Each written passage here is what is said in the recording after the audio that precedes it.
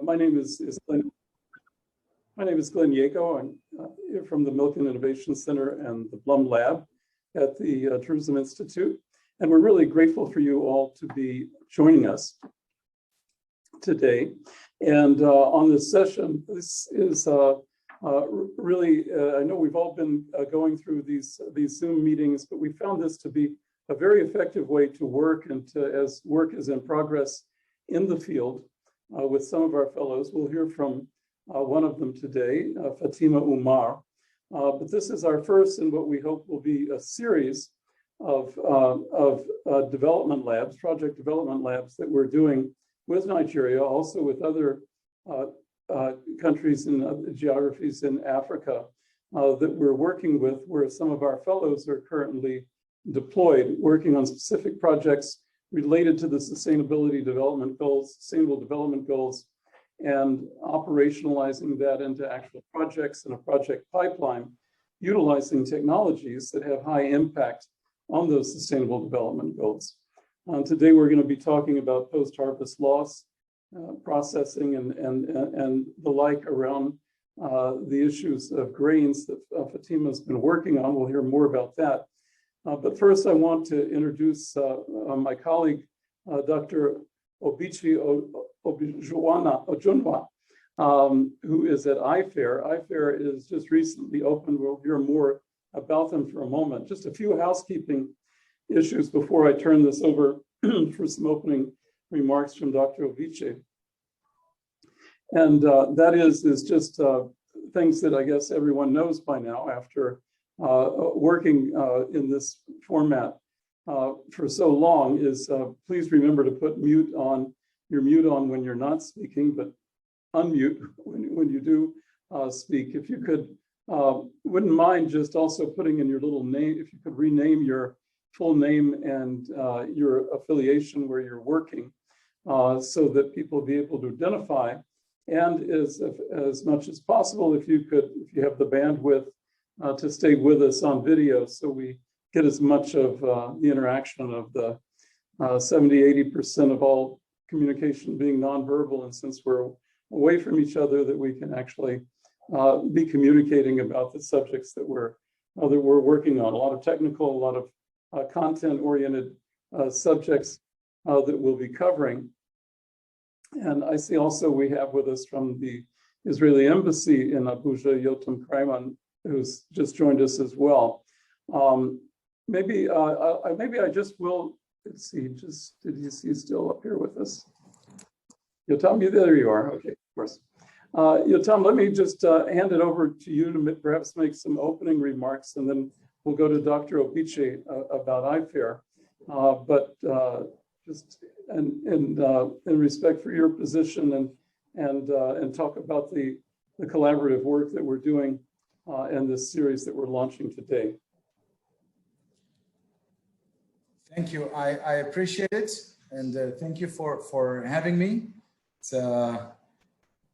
with all the internet challenges here in Nigeria and everything that we're dealing with. I'm not seeing wait, I'll try to open the. Is Dr. Obichi here with us? Yes, he is. I don't know why I'm not seeing it. Yes, Yotam, I'm here. Oh, there you are. I was only seeing part of the participants. Oh, there we go. Now I'm seeing more people. Okay. Well, thank you. I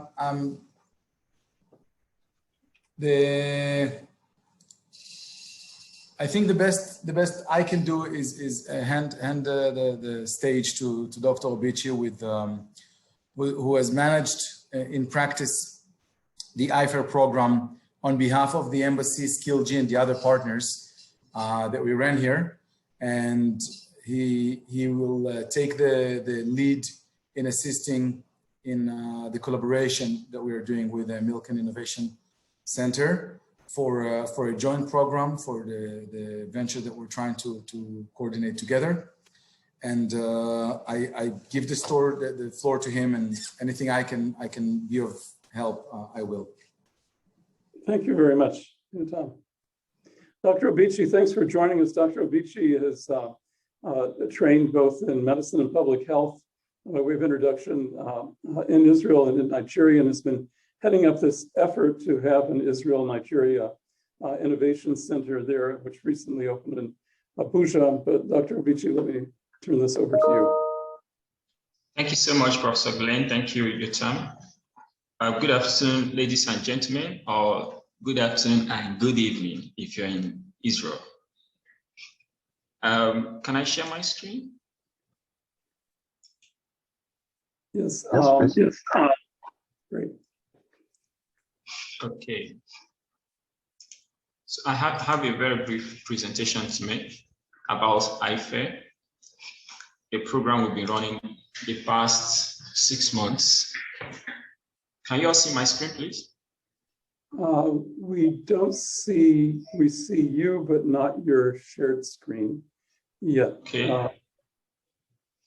Orly or Esther, could you make sure he's enabled there?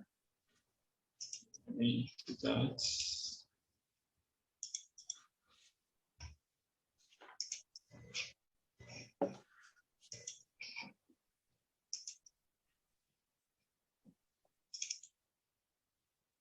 There we go. Okay, I think I'm sharing the wrong one. One sec.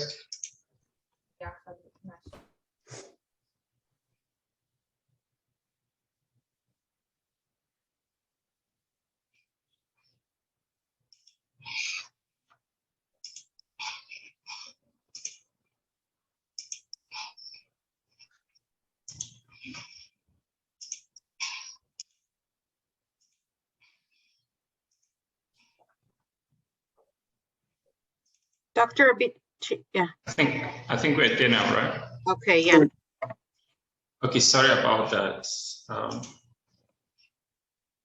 Great. IFE Israel, Nigeria. I want to start my presentation by talking briefly about Udoka Onyebulosi.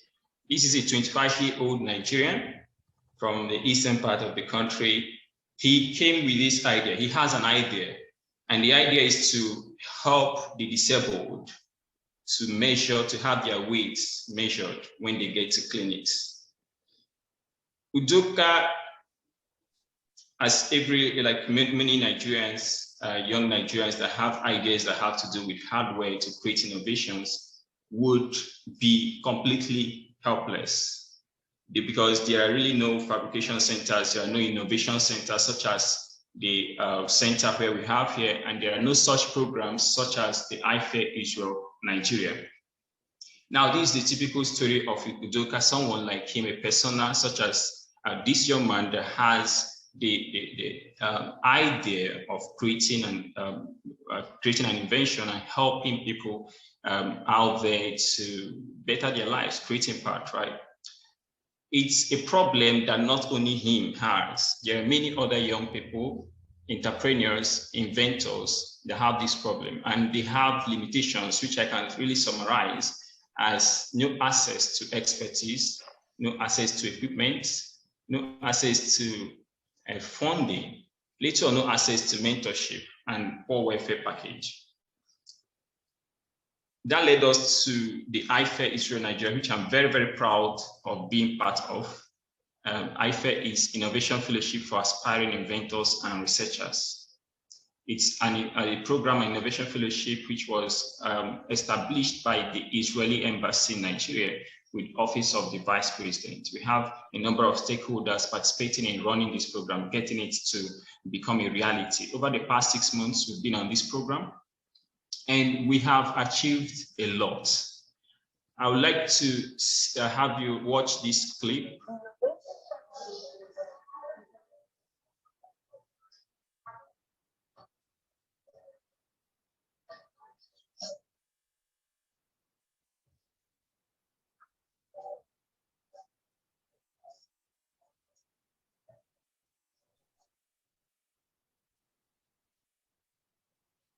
Doctor, I don't think it's playing very smoothly over the Zoom. We do have the clip uploaded to several social medias that we will be happy to share the link to later. Oh, okay. So, okay, you can see the video? It's not running smoothly. That's fine. I'm going to share the link. I'll share the link to you. Okay, can you hear me? Yes, I can hear you. Yes, so I'll share the link afterwards. But where we are now currently, this is a 5-step process, the IFAIR. We started with selection. We selected inventors and researchers, especially those that have hardware-focused concepts. We trained them for a month. And then we got to the third stage, which was prototype development, where we helped them create proof of concepts and prototypes of their ideas. Remember, these people walked into our center, applied to the IFAIR program without any tangible businesses, without any tangible prototypes. So during the program, we helped them to create prototypes. And then we moved on to seed funding. During the seed funding stage was where we got them to pitch their inventions, their innovations to investors. And that was what happened a couple of weeks ago, 3 weeks ago, during the grand finale event. And this is where we are currently. They are receiving funding, seed funding. After that, we moved to the minimum viable product development. In figures, I would summarize IFAIR as a program that had over 1,000 applications, ran within 6 months, more than 100 participants in the entrepreneurship course. 21 startups were eventually created from this IFAIR program. We engaged with 35 experts from Israel and from Nigeria. More than 300 hours of mentorship. 4 prototypes were developed. We had this program run for 6 months. 30 investors eventually came and listened to these participants, and they are all in conversation in the discussions as to what to invest. We had partnerships with over 10 government agencies, and they're all discussing now how to support our participants with their innovations. This program took place in our Ultramodern Innovation Center, the Innovate Nigeria Center, which has different units. And this, because of how ultramodern, how comprehensive this center is, we were able to really help and support our inventors and our researchers. It has units such as product design, 3D technology, sustainable energy, woodwork, and all across the entire spectrum. It's important to mention here that the IFAIR, we focused on about 5 fields: agriculture and food technology, food security, healthcare, sustainable energy, so medical, and also the social sector. Here we looked at the handicaps and all of that, and that's where that Udoka, the story I cited earlier, came from. If you remember what I started with Udoka, this is what eventually came about from the IFAIR. I don't know if you can see this now. This is another clip I'm showing what came out of a simulation of his product eventually.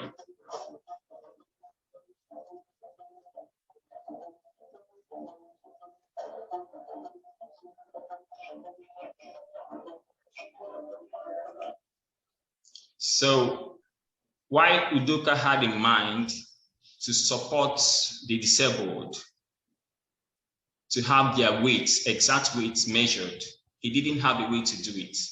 That was what we were able to achieve at IFAIR, having him be able to come up eventually with a product that would work and a product that can get to the marketplace. So that is a brief description of what IFAIR is all about. And I would be willing to take any questions you may have. Thank you. Thank you very much, Dr. Obiche. Anyone have any questions at this point?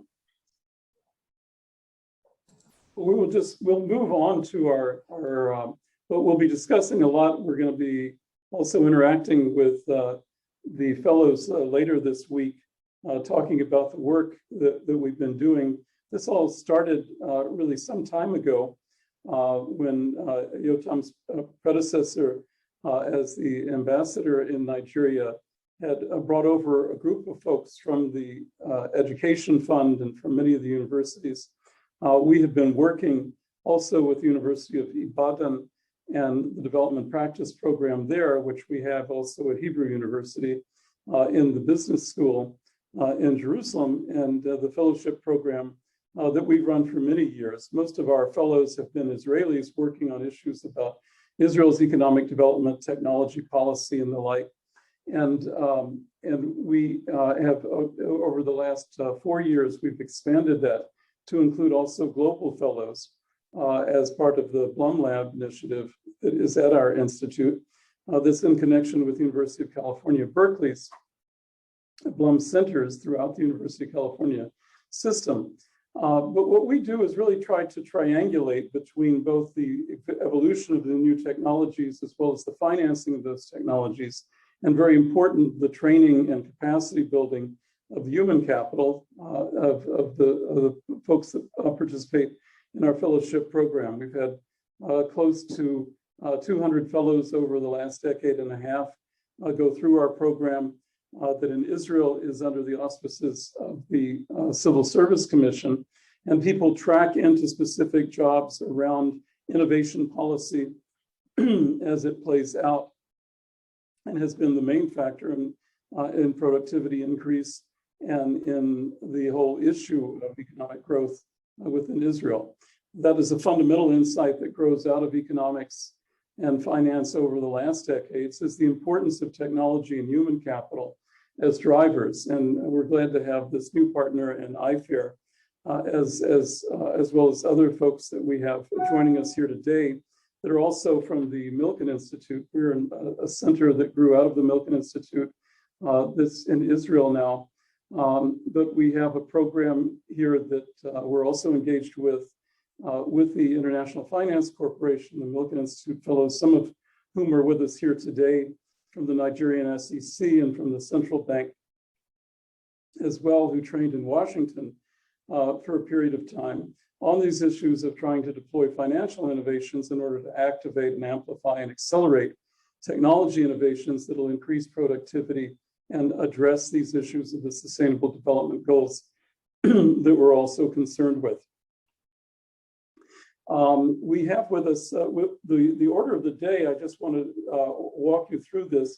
We're going to be hearing from Fatima Umar, who is placed and is working at the UNDP, but also colleagues who are joining us from Kaduna State, which is a state around 9 million people, 1.2 million farmers, as we'll learn, that has been a critical partner and interest, and has great interest in technology and innovation as a way of solving some of the problems of growth there.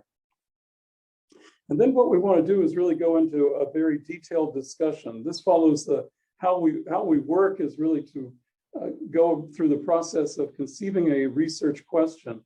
It's not an academic question, though it's informed by the literature in all the areas of technology and finance that we can bring to bear on a problem, but a problem-solving process, much as the problem-solving process of a technology that Dr. Obichi was describing, to what would be able to innovate a set of financial products or programs or policies in Nigeria, between Nigeria and other trading partners and interregional trade, in grain and food security, as well as with Israel and the rest of the world.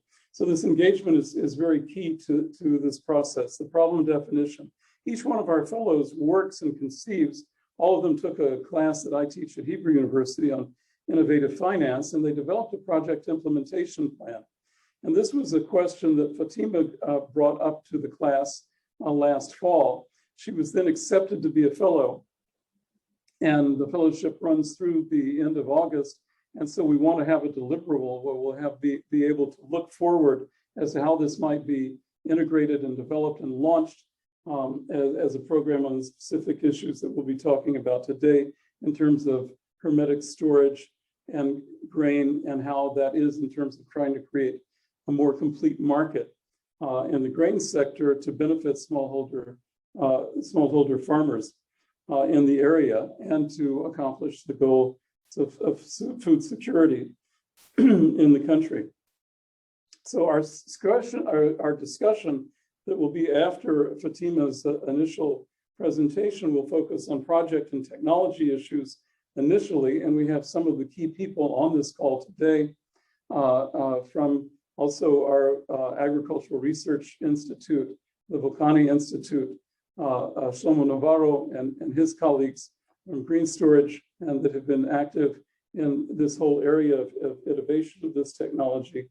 And then we'll talk about an innovative blended capital structure that we think might be available. That's part of what Fatima's presentation will be about.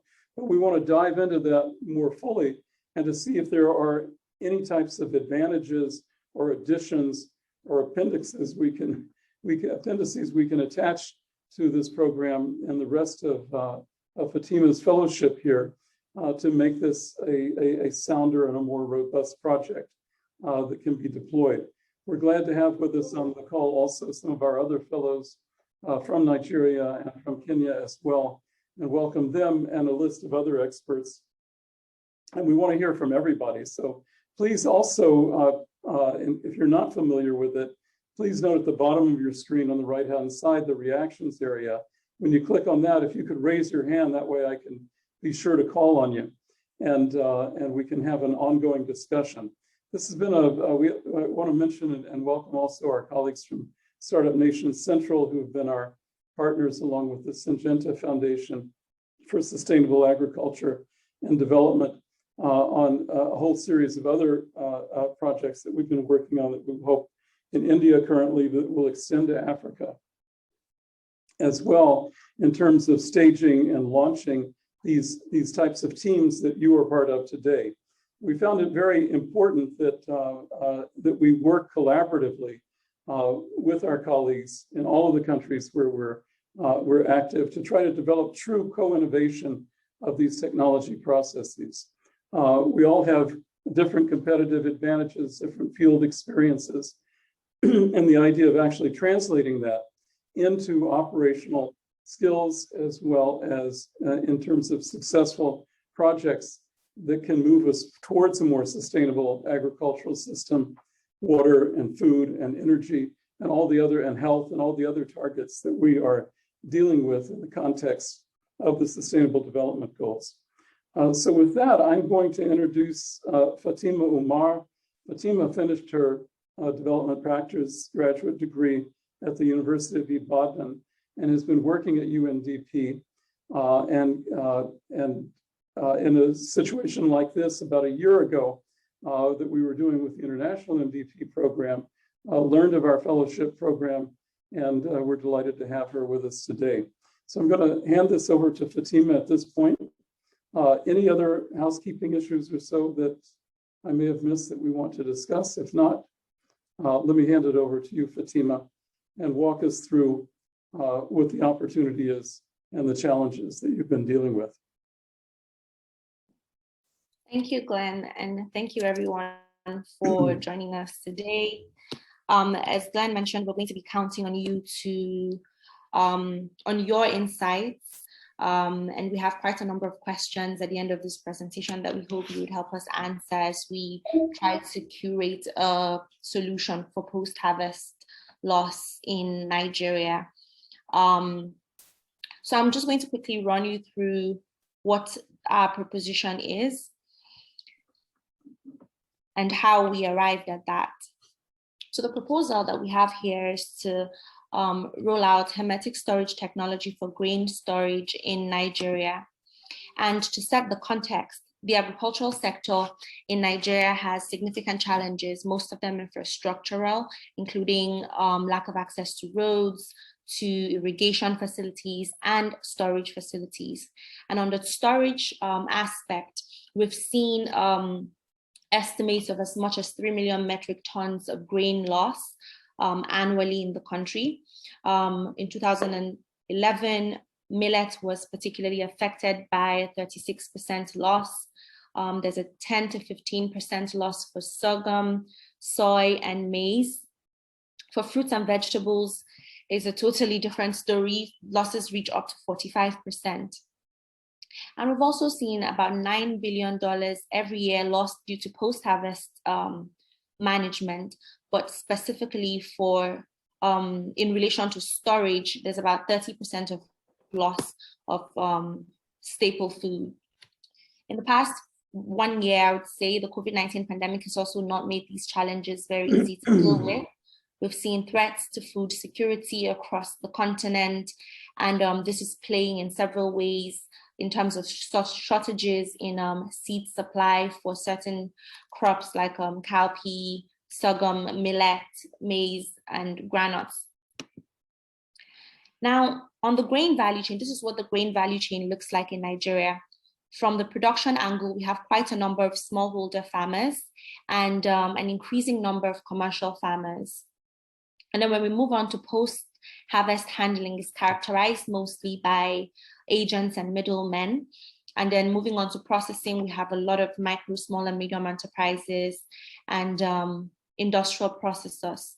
On the trading side of it, we see, again, agents and middlemen linking smallholder farmers and MSMEs to secondary processors, so the flour mills and the feed mills.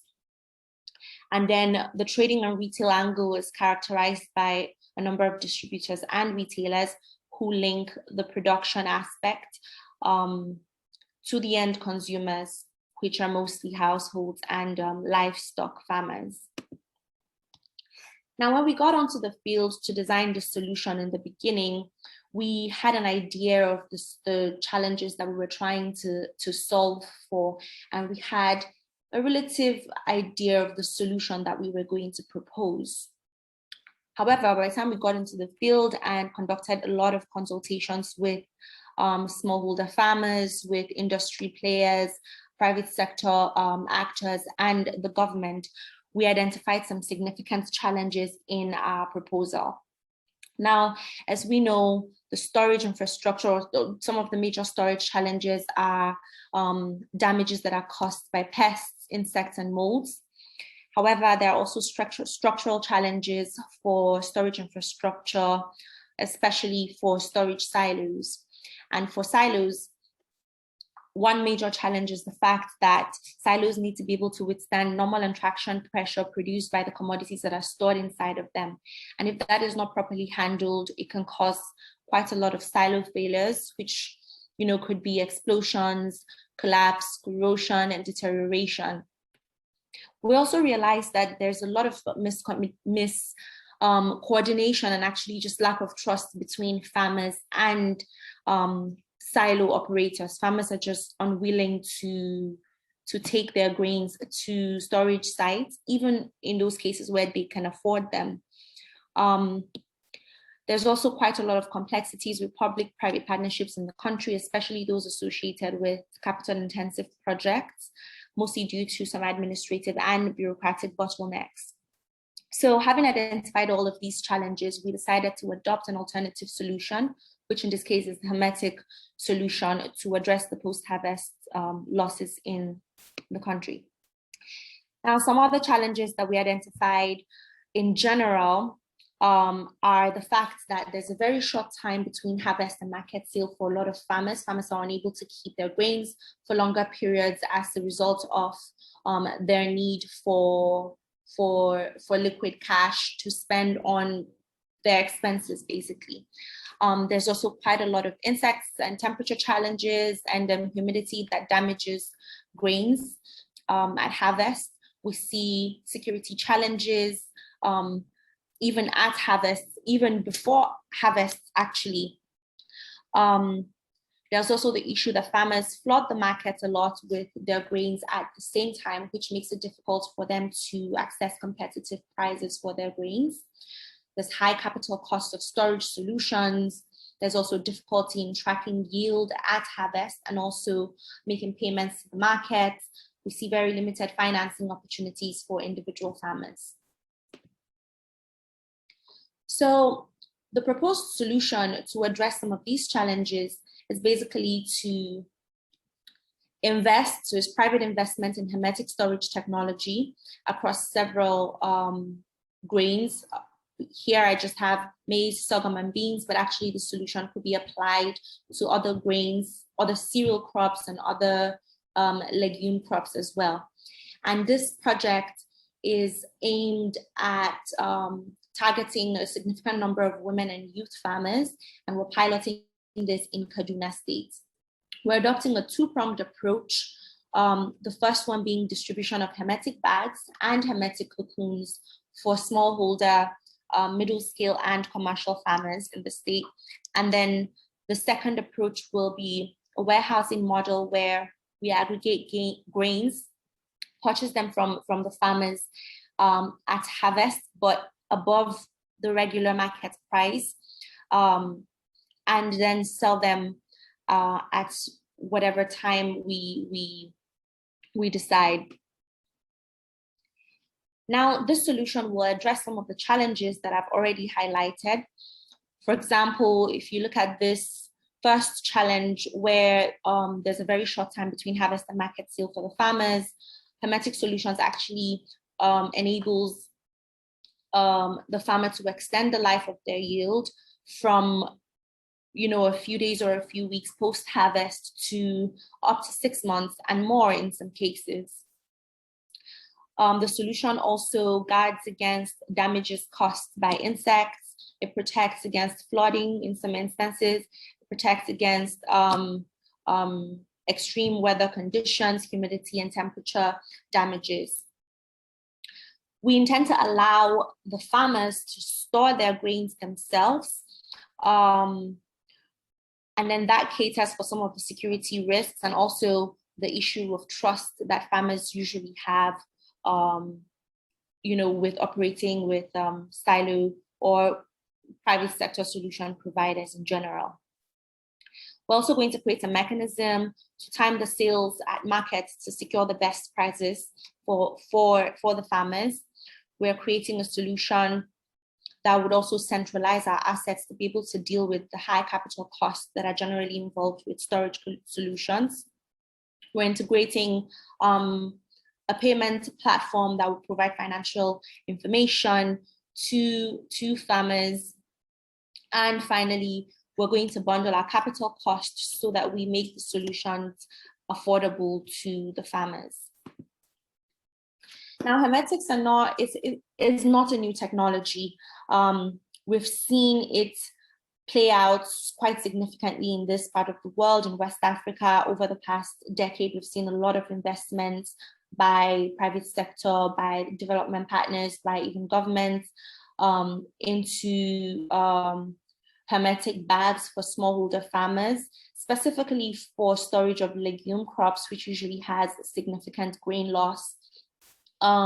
We've seen, quite a lot of adoption in Kenya, in Tanzania, in Rwanda. There are a lot of private investments in India even. And we've also seen hermetic cocoons introduced by Professor Navarre, who is here with us today. Thank you for joining us. And this solution actually enables us to store grains in different sizes, basically, whether you're only storing 5 tons of grains or 150 tons. And the solution also has the opportunity, or you can choose to store your grains outdoors or indoors. It's very flexible. Now, because this is going to be adopted in Kaduna State, I would just like to give you a few facts on Kaduna. It has a population of 9 million people, and there's 23 kilometers of arable land. Kaduna is ranked #1 in ease of doing business by the World Bank ranking. There are about 1.3 million farming families, and agriculture is a huge contributor to GDP. So it contributes about 37% to GDP based on 2018 figures. The state also has great access to Nigeria's consumer market, about 52%. It is the #1 producer of maize in the country. It is the 2nd largest producer of soy, and the third largest producer of rice. We also saw that in 2012, sorghum worth $176 million was produced in the state. I have a short video here that I would like you to watch just to give you some more background about the technicalities involved in adopting a hermetic storage solution. So allow me to play this quickly.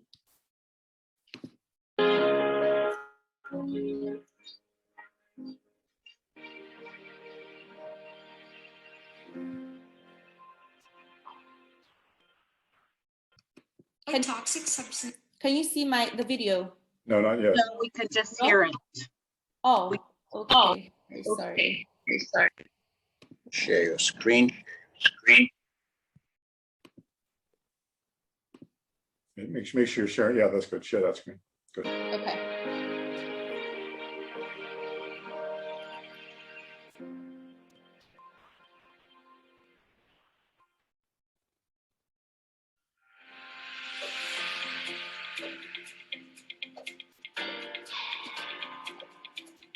Hermetic storage is a type of storage technology that uses the concept of modified atmosphere to protect commodities that are sensitive to moisture. It makes use of materials that have barrier properties to create an environment that is gas-tight and moisture-tight. Commodities stored using hermetic technology include agricultural commodities such as wheat, coffee beans, cocoa beans, rice, maize, and many others. Hermetic storage is used to control pest infestations by depriving the oxygen needed by eggs, larvae, pupae, and adult insects to survive. This is done through the natural respiration of the commodity as well as the insects.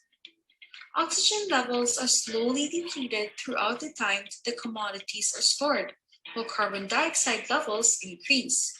Because this is done without the use of any chemicals, risks of contamination are significantly lessened, providing safer products for human and animal consumption.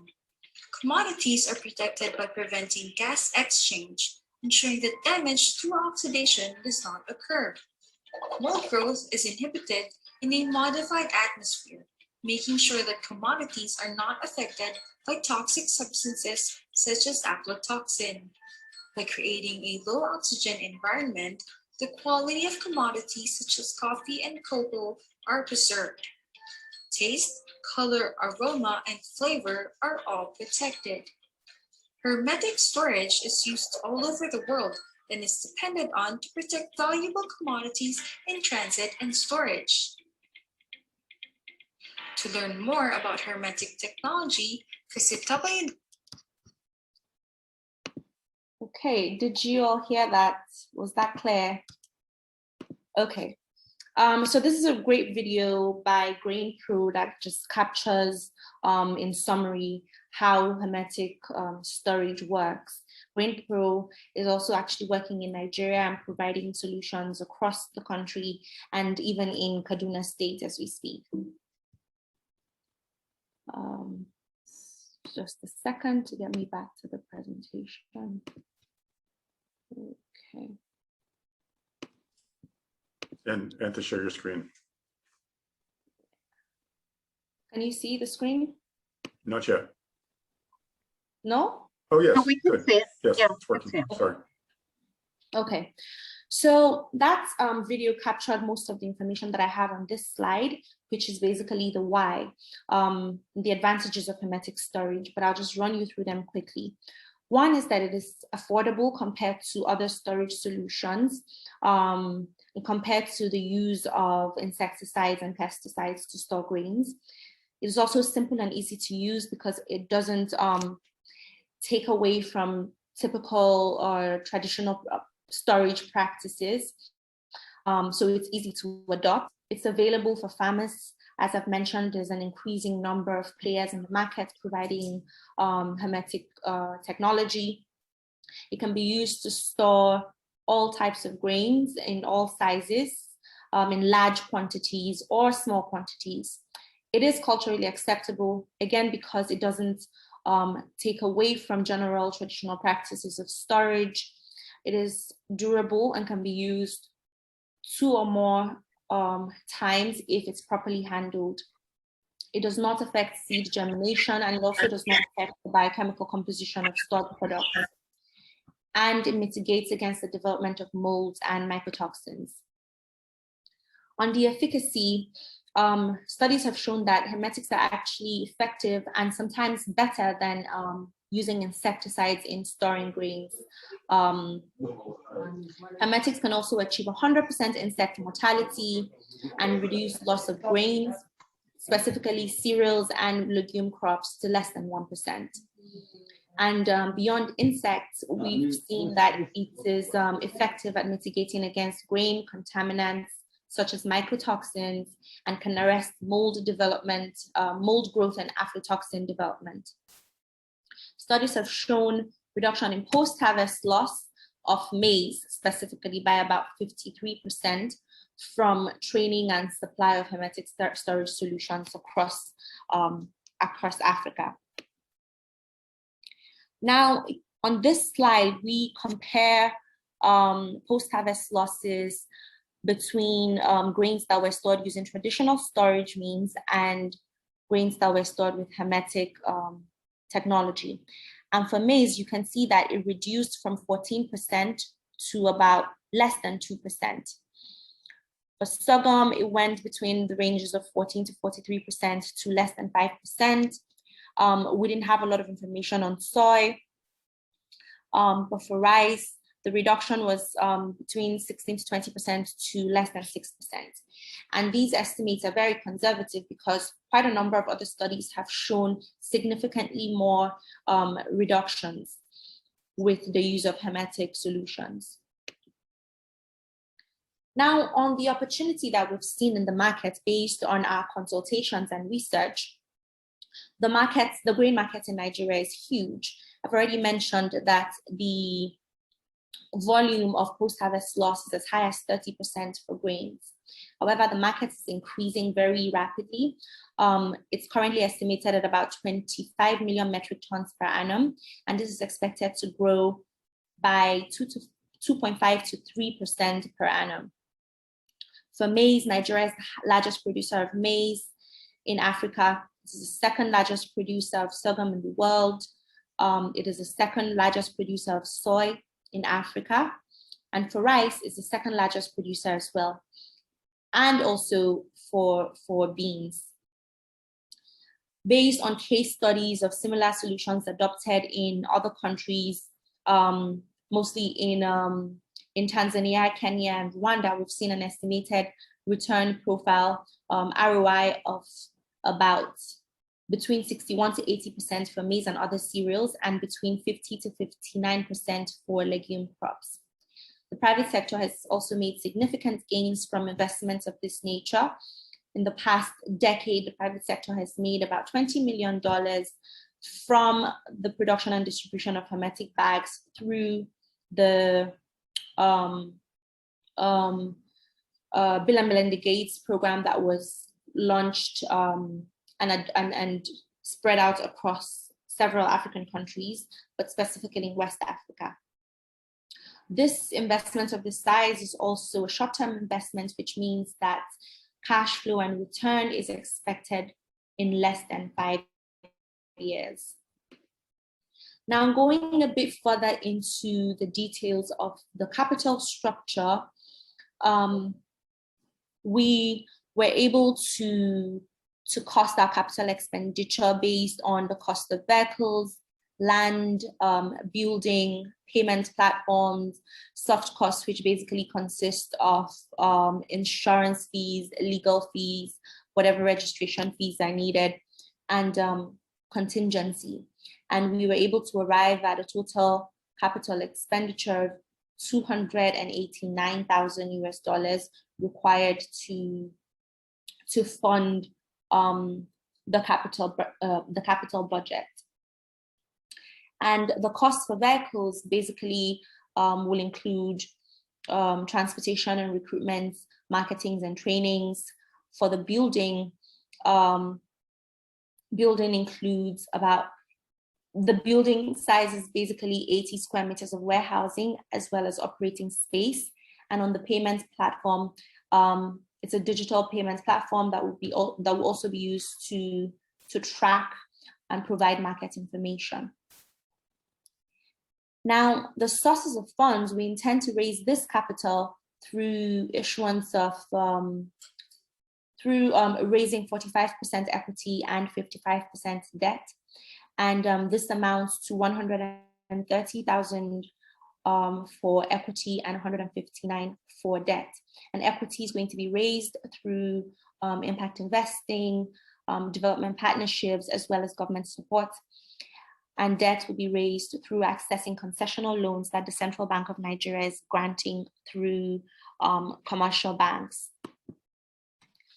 Now, in order to develop the business model for this, we had to make specific assumptions based on market information. And in Kaduna State, there's about 1.3 million farmers. So we broke them down according to these grains and found 413,000 maize farmers, 117 sorghum farmers, 109 for soy, 161 for rice, and 96 for beans. However, the project only intends to adopt a fraction of this market size. So for maize, we're only adopting 0.15% of this total number of maize farmers in the state, which will mean that our target number in this category is only 620 farmers. We apply the same approach across other crops. So you see for sorghum, the adoption rate is only 0.1%, which will bring the number of farmers to 117. For soy, we have 164 farmers. For rice, 161, and for beans, 99.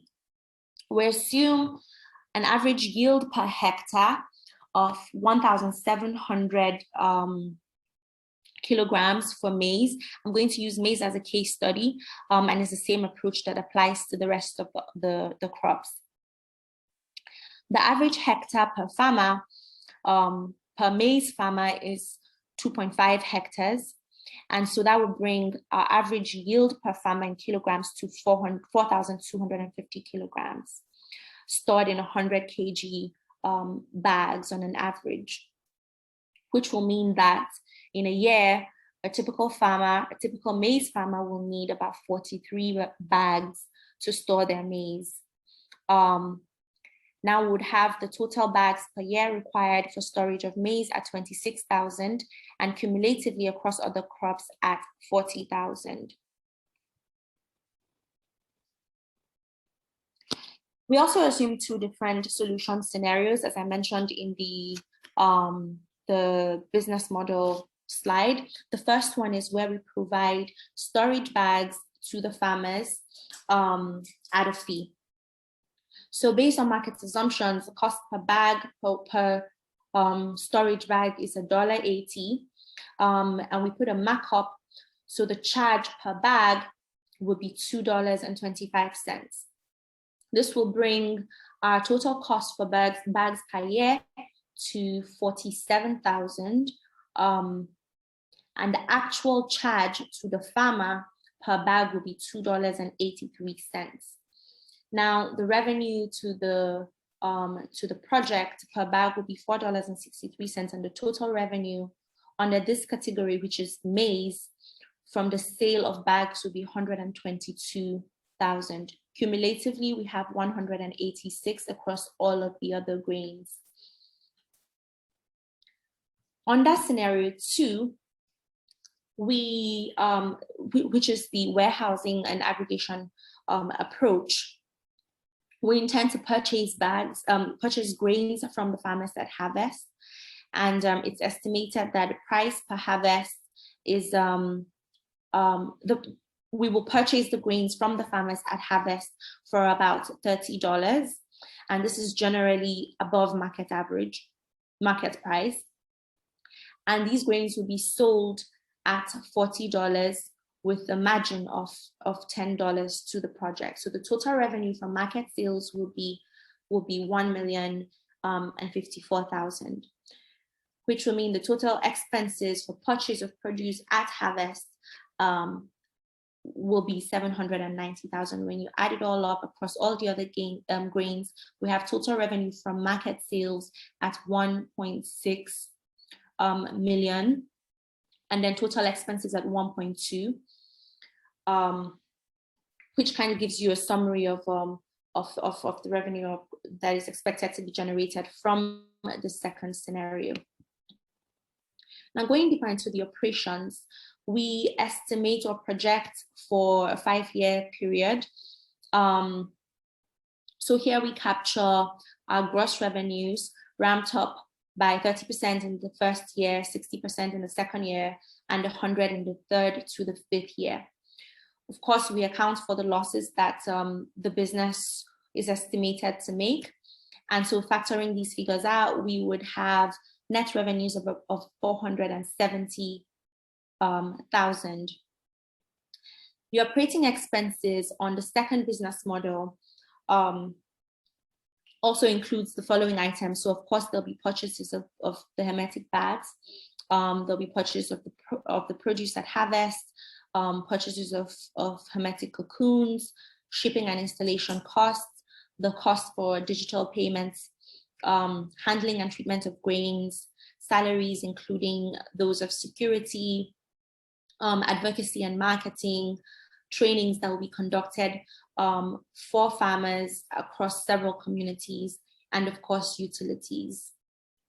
And you see that the total expenses for year one, summing all this up, will be 467.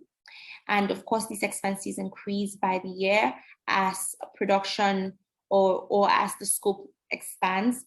So by year two, we have 891,000. We have 1.4 in year three, a little more than that in year four, and year five.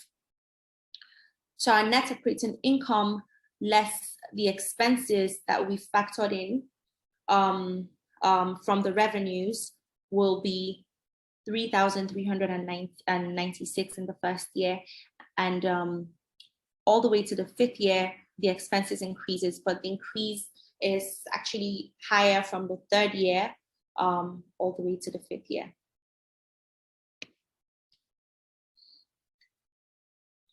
Now, going further to factoring our debt payment, we intend to raise debt through concessional loans, as I've mentioned, from the central bank. And concessional loans are given at about 9% interest rate within a 3-year term. So calculating all that, we have our cash flow before taxes in the first 2 years at a negative. In the first year is a negative of 59,000. In the second year, a little less, well, a lot less than that, but still at a negative. And we only begin to see positive projections from the third year at 49,000, 216,000 in the fourth year, and by the fifth year, we have our cash flow before taxes at 327,000. Here we calculate for our depreciation based on assets and a weighted average of useful life. So we add in our depreciation, less the principal payments on the debt, as well as the capital investments, which will give us our taxable income at a negative of $30,000 in the first year, but positive figures from the second year of about 20,000, and all the way to 308 in the fifth year. Of course, we factor in taxes. However, agricultural sector is highly incentivized in the country. So based on pioneer status investments, there's a 3-year tax exemption that's given. So we only apply taxes from the fourth year. There are other company taxes that can be waived depending on the business and the projections that you make. So ultimately, our cash flow after taxes are at negative in the first year at negative 59,000. The second year, a lot less than that, But again, positive projections only begin from the third year with 49,000, and then 176 in the fourth, and 266 in the fifth year.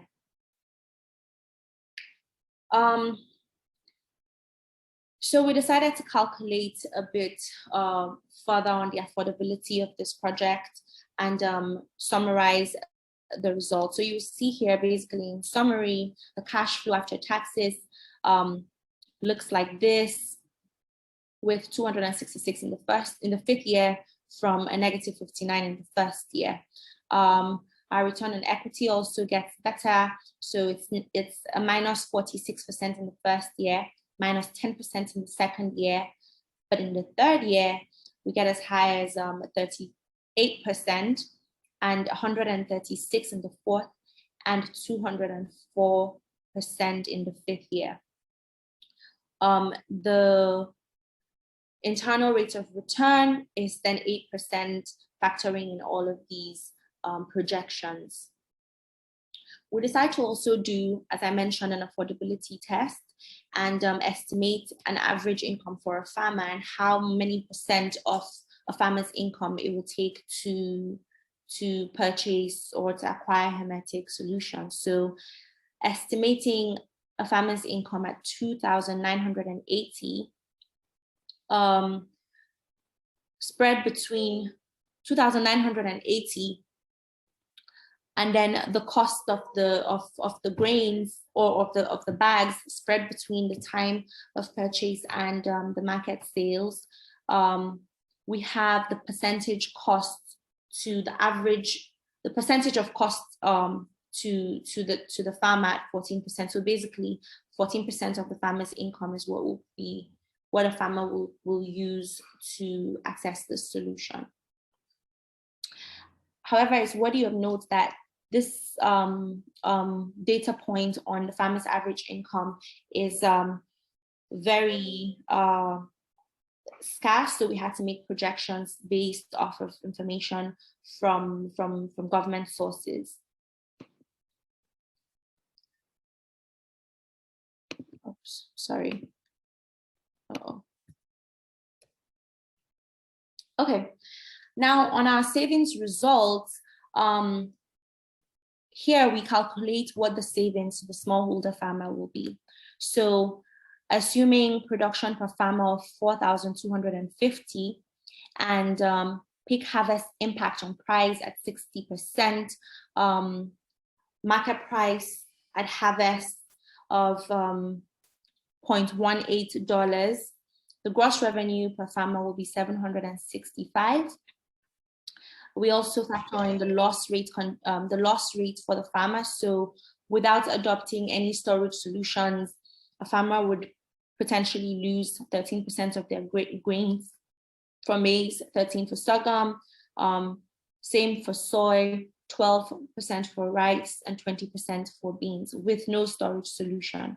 And so the net revenue per farmer will be 666 for maize, and the number of farmers that we projected earlier on was 620. So the net revenue in total for a farmer would be 412,000 without employing any storage, hermetic storage solutions.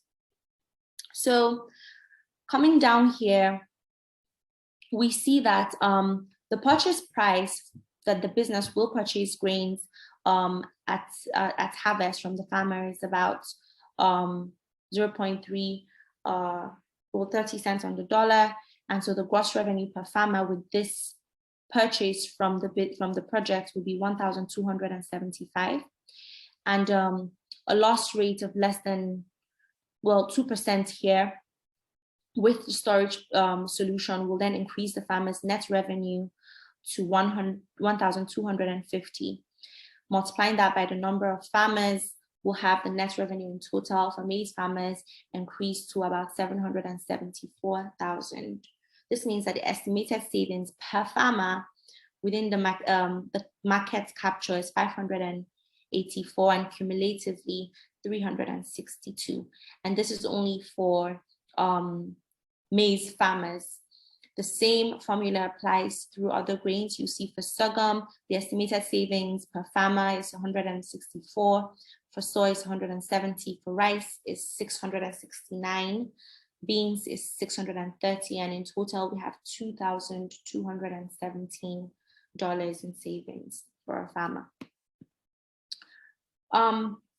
So moving on from the financial projections, this project is intended to have several impacts or create outcomes across the value chain. And the first we see in terms of reducing post-harvest losses that results from poor storage practices. The project will also reduce transport costs to the farmer, since freight costs are usually highest at harvest time. So extending the shelf life of the grains will mean spreading these costs such that the transport costs to the farms or to the markets are reduced. It will also increase the ability to manage entry of supply of grains to the market and allow the prices to remain competitive. It will increase agricultural productivity and income for farmers. We intend to see a reduction in the negative environmental impact of grain production or of grain storage using chemicals. There will also be increasing the quality of grains produced and value chain development across the value chain. This solution also has direct and indirect effects on the SDGs. So it's directly aligned to SDG 1 for no poverty, SDG 2 for zero hunger, SDG 3 to achieve good health and well-being, for economic growth, for reducing inequalities, for responsible consumption and production. Will contribute to climate action, as well as SDGs 15 for life on land. Now, despite all of these projections and potential outcomes, there are several risks, of course, to the project. And the first one here we have is operational risks. Having mentioned that there's a lack of trust between farmers and private operators, how we intend to mitigate this risk is actually to vamp up our stakeholder engagement with stakeholders across the entire value chain. We've already begun this by engaging with the farmers on the field, by engaging with private sector actors, with development partners across the board. There will also be demand constraints, or it's a potential risk, which means that trading volumes for grains could be lower than we project. And for this, we intend to sign long-term off-taker agreements to mitigate against the demand risks. On affordability, even though the cost of hermetic bags are higher than the cost of regular bags, they are significantly lower than the cost of storage using other storage options like pesticides and insecticides. So we're going to increase our advocacy on the affordability of this solution and also provide discounted rates or discount the cost of the grains to the farmers to incentivize it. We also see potential risk because of farmers' lack of access to capital. So at harvest, farmers' budgets are usually tight, even when they have the willingness to pay for the bags. And this is increased because farmers generally do not have access to formal financial institutions to access credit. So for this, we are hoping to link farmers up with microfinance institutions where they can access grains, they can access loans with their grains serving as collateral. We're also pondering on how we could use the warehouse receipt systems to provide farmers access to credit. And so when farmers have access to credit at harvest, it will encourage them to store their grains longer. Next, we have sustainable distribution network. So hermetic storage technologies are not necessarily available in many rural communities. And there's some hesitation from retailers and wholesalers to sell new products. So to mitigate against this, we intend to increase awareness among supply chain actors and leverage on cooperatives that the Nigerian government has set up in several communities to reach to provide farmers with better access to farming inputs and credits.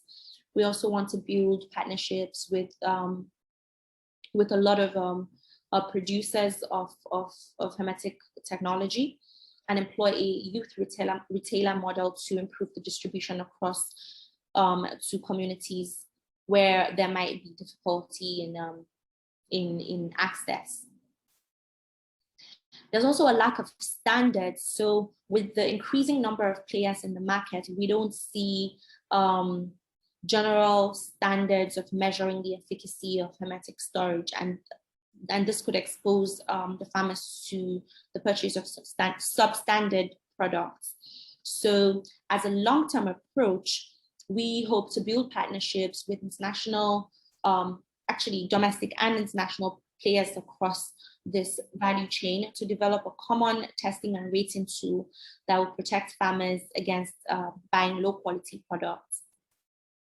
There are also some policy constraints in terms of taxation. So taxation on hermetic bags and cocoons could increase the overall product cost, and so make producers transfer these costs to the farmers. So the push for this would be for an exemption in taxes for hermetic storage technologies. We've seen this play out in several countries, including Ethiopia, and this translates to improvements in the affordability of these bags for a smallholder farmer. Finally, we have monetary risks. With the exchange rate volatility that the country has experienced in the past few years, and the global crash in crude oil prices affecting the economy, we hope to mitigate against this potential risk by conducting investments and by operating in a local currency to limit exposure to the highly volatile exchange rates. On the policy and financial environment, it is very favorable. The Nigerian government is incentivizing agribusiness across the country. We've seen several financial incentives being granted to businesses in the agricultural sector. So businesses that are engaged in agricultural activities are entitled to unrestricted capital allowances. There are also some fiscal incentives. So some exemptions are granted from payment of minimum tax to agricultural companies. There's also zero tariffs are extended for importation of some agricultural equipment. There's a 3-year tax holiday for pioneer status companies, and we see VAT exemptions extended for some agricultural projects. So the policy and financial environment are very favorable to attract new players into the field. So this brings me to the end of my presentation. As I mentioned earlier on in the beginning, there are quite a number of questions that we hope you would be able to help us answer today.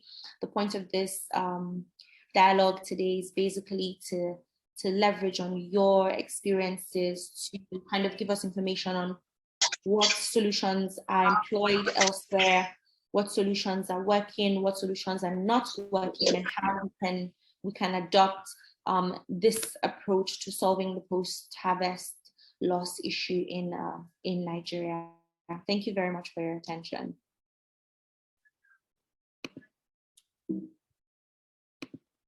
Thanks, Glenn. Over to you.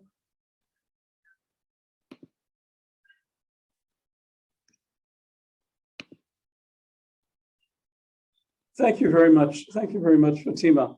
That was, let's keep that slide up if we could well, let's go back to that in a moment. Maybe first invite a round of questions, just if there are any clarifying questions or any points that you might like to raise. We've got a very valuable and highly valued group of people here. And Yotam is raising his hand. So Yotam, let's go to you.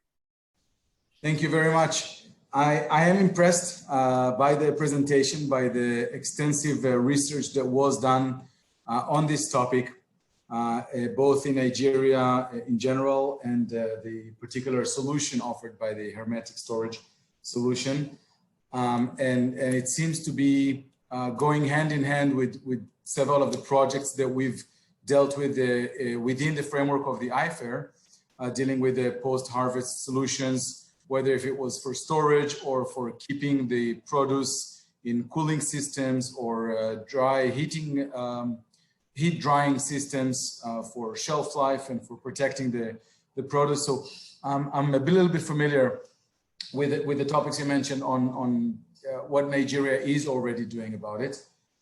I wanted to ask 3 questions, if I may. One from academic, I guess, perspective, one from technical perspective, and I'm not sure how to categorize the third.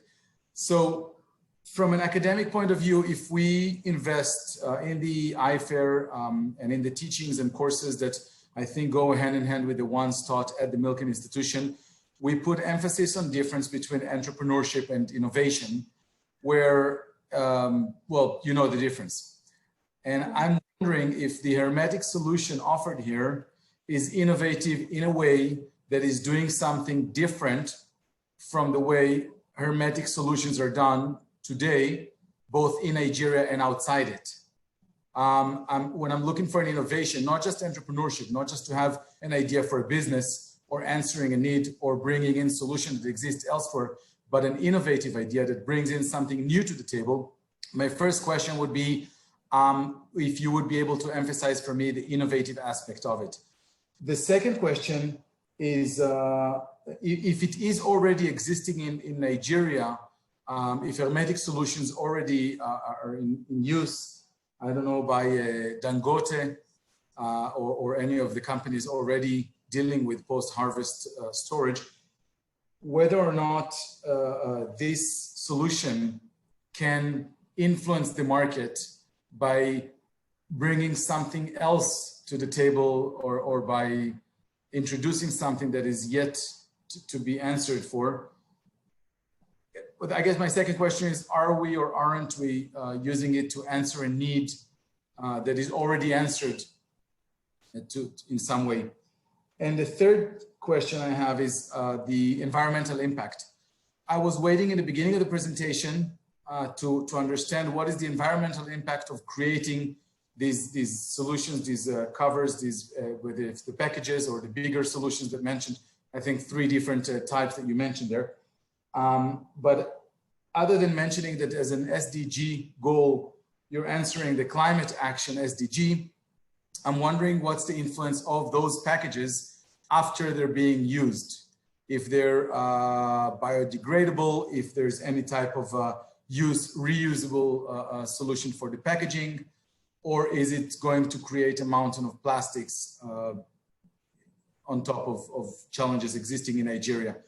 So these are for me, and I'm not an investor. I'm only the deputy head of mission and acting ambassador of Israel. I'm not a businessman. I'm not familiar with many of the fields. I'm sure the businessmen and the investors we bring to invest in the projects that are rising from IFAIR are much better equipped than me to raise those questions with their knowledge and experience. I'm just thinking, if I put myself in their shoes, before I go to the business plan, I would like to know about that program, what I didn't feel was answered in your presentation, which I'm very impressed with and I think is very well done.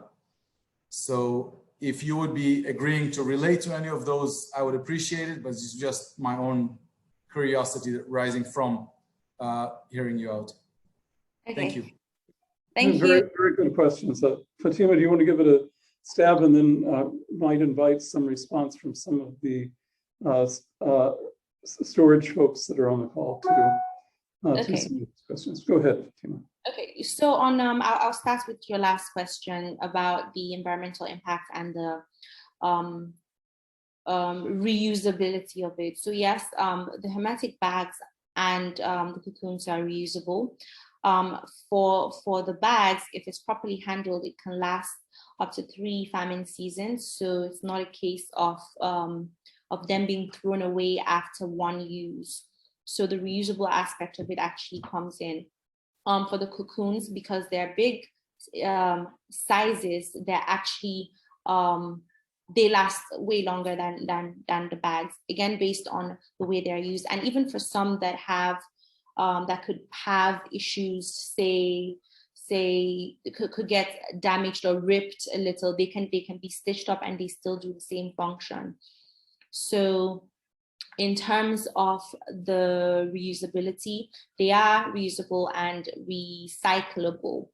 On your second question about the innovative angle, so while there are a number of industry players in this field across Africa, we don't see as much in Nigeria because, especially in comparison to the market size in Nigeria. And a lot of the players in Nigeria are generally development partners, so like the World Food Programme, providing support to smallholder farmers in internally displaced camps. We don't see it in the scale at which is required to actually make an impact on smallholder farmers. And the target for this project is, as much as we want to prove that financial returns and social and environmental impact can be achieved in tandem. So that's why we're targeting smallholder farmers who have a farm size of less than 2 hectares, and linking them to this solution that they're otherwise not able to access. There's also the warehousing financing part of it, which provides farmers with access to financing in a way that solves for their lack of disposable income at harvest, which is kind of what makes them take their grains to the farms at harvest. And yeah, so the innovative aspect of this is generally the warehousing aspect of it, and also the fact that for a lot of farmers, they're very the financing model of operation for a lot of players in this field has not been able to reach the farmers. So we're adopting a financing model that is innovative in the sense that it's able to generate returns for an investor, but also able to reach those farmers at the bottom end of the spectrum, and also provide them access to markets. Then on your first question, I think I might have answered that. Did I answer all the questions? Well, yes. You mentioned that it's existing in Nigeria, but not in that scale, not in the way of reaching the market, not in the way of tapping onto the market where it's and not in the model. So the innovation here is actually the financing model that allows for the business to function as an entrepreneurship, but also to reach farmers at the scale that is required to create impact. So it's not a new product, it's a new way to bring that product to use and to people. More or less. Understood. All right, thank you. Thank you for answering the questions. Glenn, do you want to add anything to that? I would just say that, that's exactly, this last point is what the finance here is, to try to figure out how we can turn this into a pipeline of projects which would be deployed faster to accelerate the whole process. A key part of the innovation process is, getting it into the field and getting accepted. And that's really what these questions about projects and technologies are reflecting on. Let me turn it over to, there's a hand raised here from Halima Lawal, who is at Kaduna State. Halima, do you want to maybe unmute yourself and ask your question? Yes, thank you very much. I have listened attentively. It's very exciting, but forgive me for sounding ignorant. I am the Commissioner of Agriculture in Kaduna State, and I must confess, this is the first time I'm hearing that you're partnering with Kaduna State and you already have a program running. So have you been in contact with any of the Kaduna State government team? I think there was a bit of a miscommunication. So this is a project that is currently being developed, and we're expecting to pilot it in Kaduna State, so it hasn't already begun. In fact, the purpose of this particular dialogue here is to help us strengthen this in a way that will function properly in the market. So we have counted on information from the Kaduna State government, from actually the Kaduna Agricultural Development Agency, and a couple of other partners within the state. Sorry? To provide us with a couple of other. Sorry to interrupt. You said something. Fatima, please, if I may interrupt you, you said you have had contact with, or you've had information from where? From the Kaduna Agricultural Development Agency, or development program, the KADP. So certainly, just one moment. So certainly that is an agency supervised by the ministry. So that's what I said. You must have had some contact with the Kaduna State government team member. Mm-hmm. I'm surprised they are not on this call. We have, I think there are a couple of them. Yeah, we have a few. Anib is with us there, I think, also from Kaduna, if I'm not mistaken. We have quite a number of them that were invited to this call, because again, the solution is targeted to pilot in Kaduna. So we're counting on information and the expertise of the Kaduna State government to help us build this model. So as far as our research has been done so far, all the research we've done has been in close collaboration with a number of actors in the field to get a sense of even what the investment landscape is like. We've been in contact with the Kaduna Investment Promotion Agency to understand how the investment space looks like, as well as acquiring technical information on what the market is from.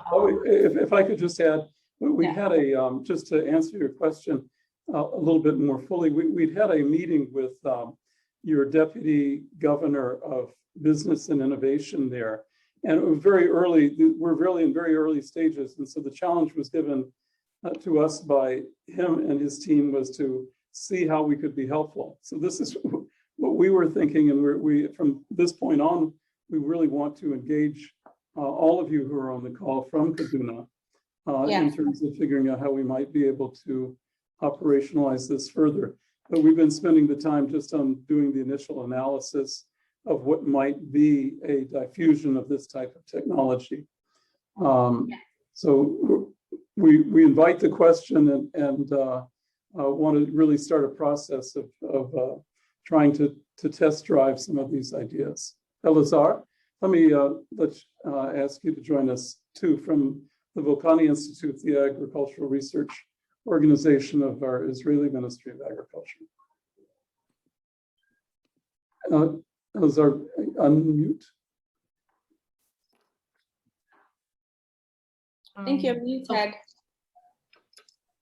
Okay, you've invited someone to speak. I just want to say, as I said earlier, we are quite excited to be part of this. Why I made the comment I did was because we have a lot of moving parts.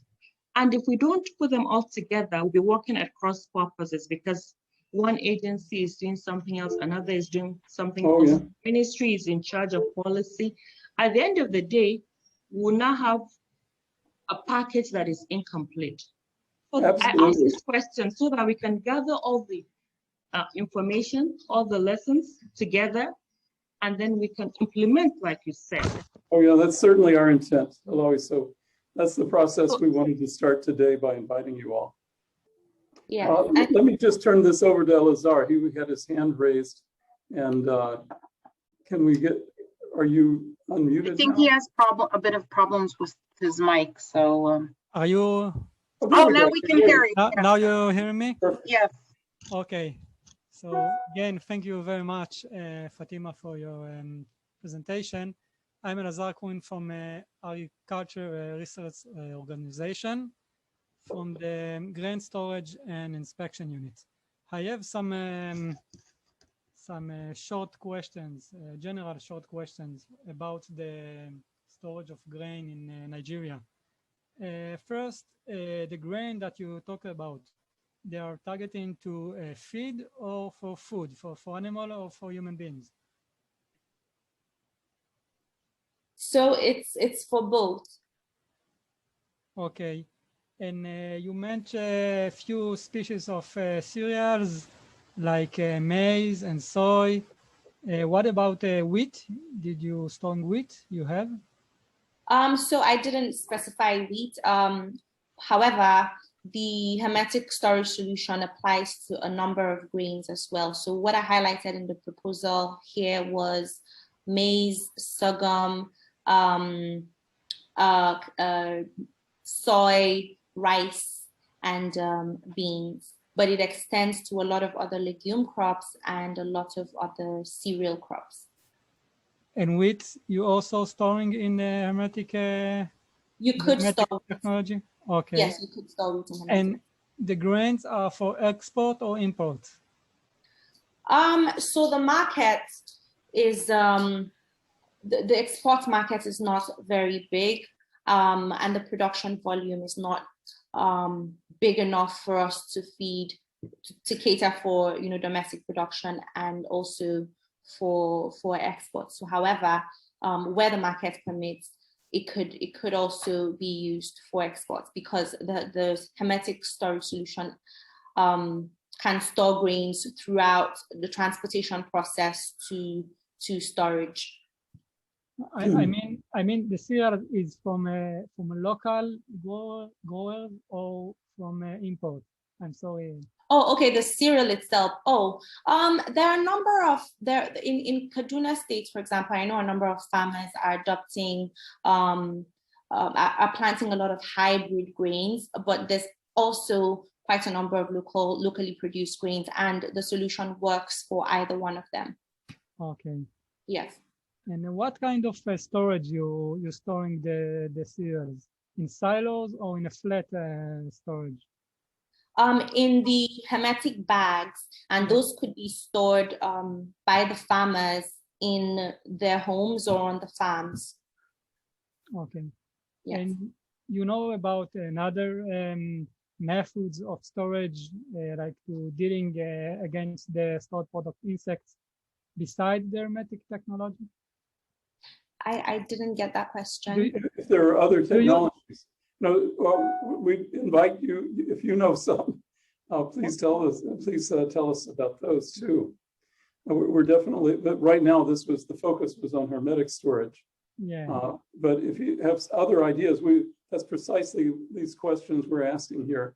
In this section, we want to gather not only one technology, but perhaps multiple technologies that might be deployed with this financing model.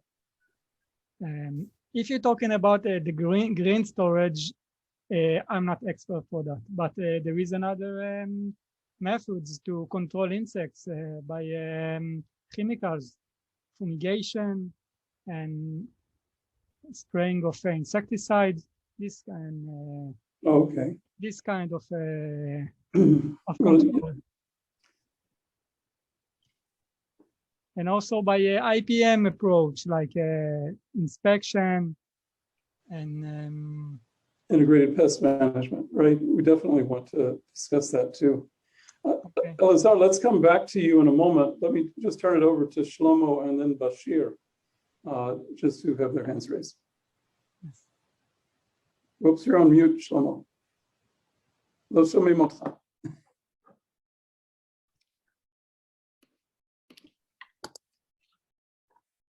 Oops, we're not hearing you, Shlomo.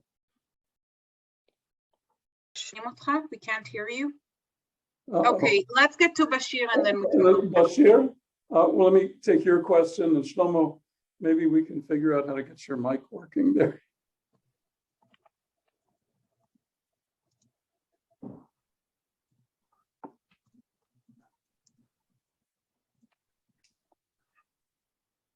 Bashar?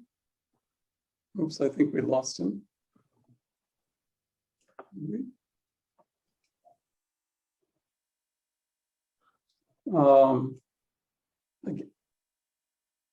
Bashir, can you unmute yourself? Yes, please. Good afternoon, Here we go. everyone. I'm Bashir from Jafar Isaac from Kaduna State. My questions are one, the hermetic storage, does it take into account the pre-storage insects? Two,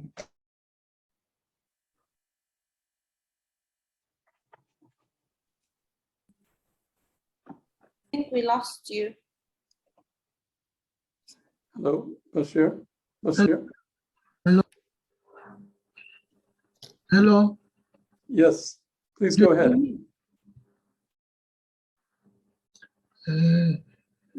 Professor Glenn, do you hear me? Oh, now we can hear you, Shlomo. Okay, Bashir, we'll come back to you. Okay, okay. Yeah, I come back. I will come back when you allow me. Okay, when you say. Okay. Well, it's okay. I think we just lost Bashir again. So go ahead with your question, Shlomo, and I believe. Okay, no, I don't have a question. First of all, I would like to thank Professor Glenn Yago for inviting me and Orly Moshavich for this meeting. Fatima, you have done a very nice work for explaining the essence of hermetic storage. And my comments are go back to my visit in Nigeria about some 20 years ago. And I visited all the states in Nigeria, including Kaduna. At the time, the government was trying to establish storage sites, each site of 25,000 tons capacity in metal bins. All failed. I want to tell you, and I have a report, I can share it with you, why was the failure of those storage systems, but this is a different issue.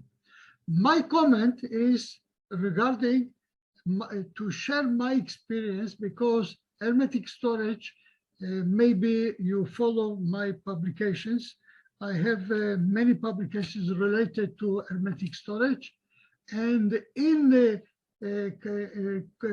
tropical climates, for example, in the Philippines, in order to introduce the hermetic storage, we based with the university in the Philippines, a cooperating system in order to train people.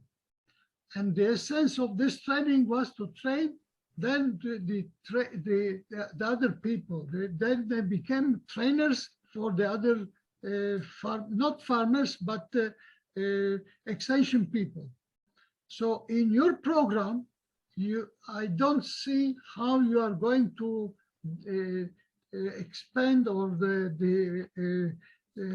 give this information to the farmers, because you will need a lot of explanation in how to properly use the hermetic storage. And I don't know if you know my past, but you may take advantage of all this experience that we accumulated in tropical climates. And one of the sites in Africa has been in Zimbabwe, where we established a demonstration center.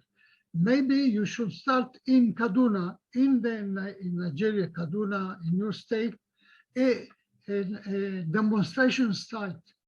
This is very important in order to disseminate the information among the people, where you can invite people in order to explain the essence of hermetic storage, how they can take benefit. These are my only comments. But if you have any other questions, for example, related to how this works and how it is done, etc., under different climate conditions, I am ready to share my past experience. Thank you very much for your attention. We will definitely take you up on that offer, Shlomo. That's very helpful. Let me, and Shlomo was, as I think many of you know, one of the pioneers in this area of hermetic storage. Maybe let me turn this question back to Bashir. He is back with us now. And he is at the Katuna State Ag Ministry. Bashir, are you unmuted? Thank you, sir. Second is advice that this forum should have involved commodity associations, maybe farmers representatives to create awareness. Thank you.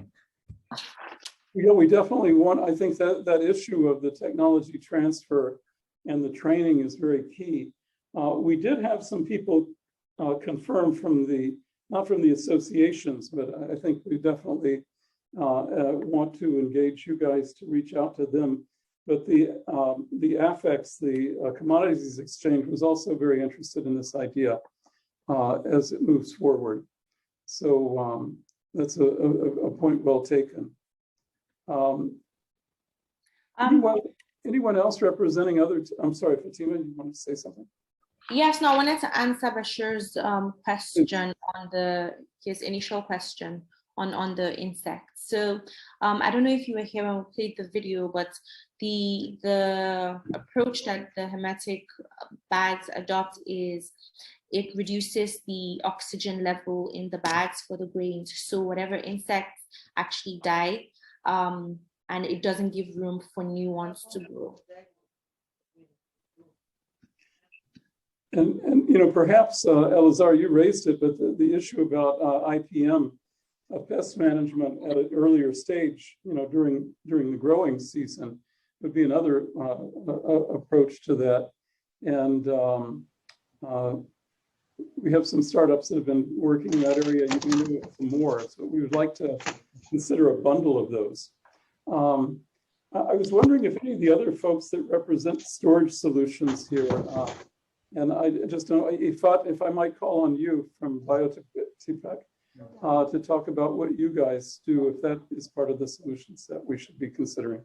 Yeah, so hello everyone.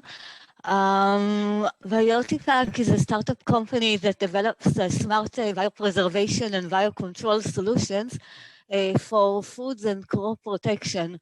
Now, our approach is a bit different because we are not trying to kill bacteria or to kill mold, but to manipulate their growth by stimulating the growth of human-friendly bacteria. So biopreservation is actually a method which is known for many years. It utilizes the good bacteria or human-friendly bacteria, such as certain Bacillus strains or lactic acid bacteria. And the idea is that these bacteria compete with other microorganisms and prevent their growth by, first of all, by competitive innovation. Namely, they grow at the expense of pathogens and spoilage microorganisms. And some of these bacteria are able to produce special proteins that are called bacteriocins. And these bacteriocins have antimicrobial properties which are able to, again, to inhibit the growth of several microorganisms, including molds, which I believe these are the microorganisms that are affecting grains. Now, we are working right now on fresh produce because our technology is basically especially efficient in high water activity levels. So this is the reason why we started with fresh produce. Unlike many other companies that work on biopreservation or biocontrol, we do not use any live bacteria. What we do is we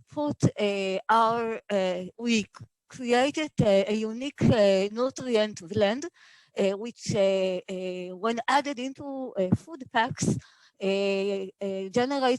stimulates the growth of good bacteria, which then continue to spread in the pack at the expense of spoilage microorganisms. Now, I heard the presentation, so thank you for this interesting presentation. And I understand that while you use the hermetic solutions technology, you're minimizing not only oxygen, but also moisture level.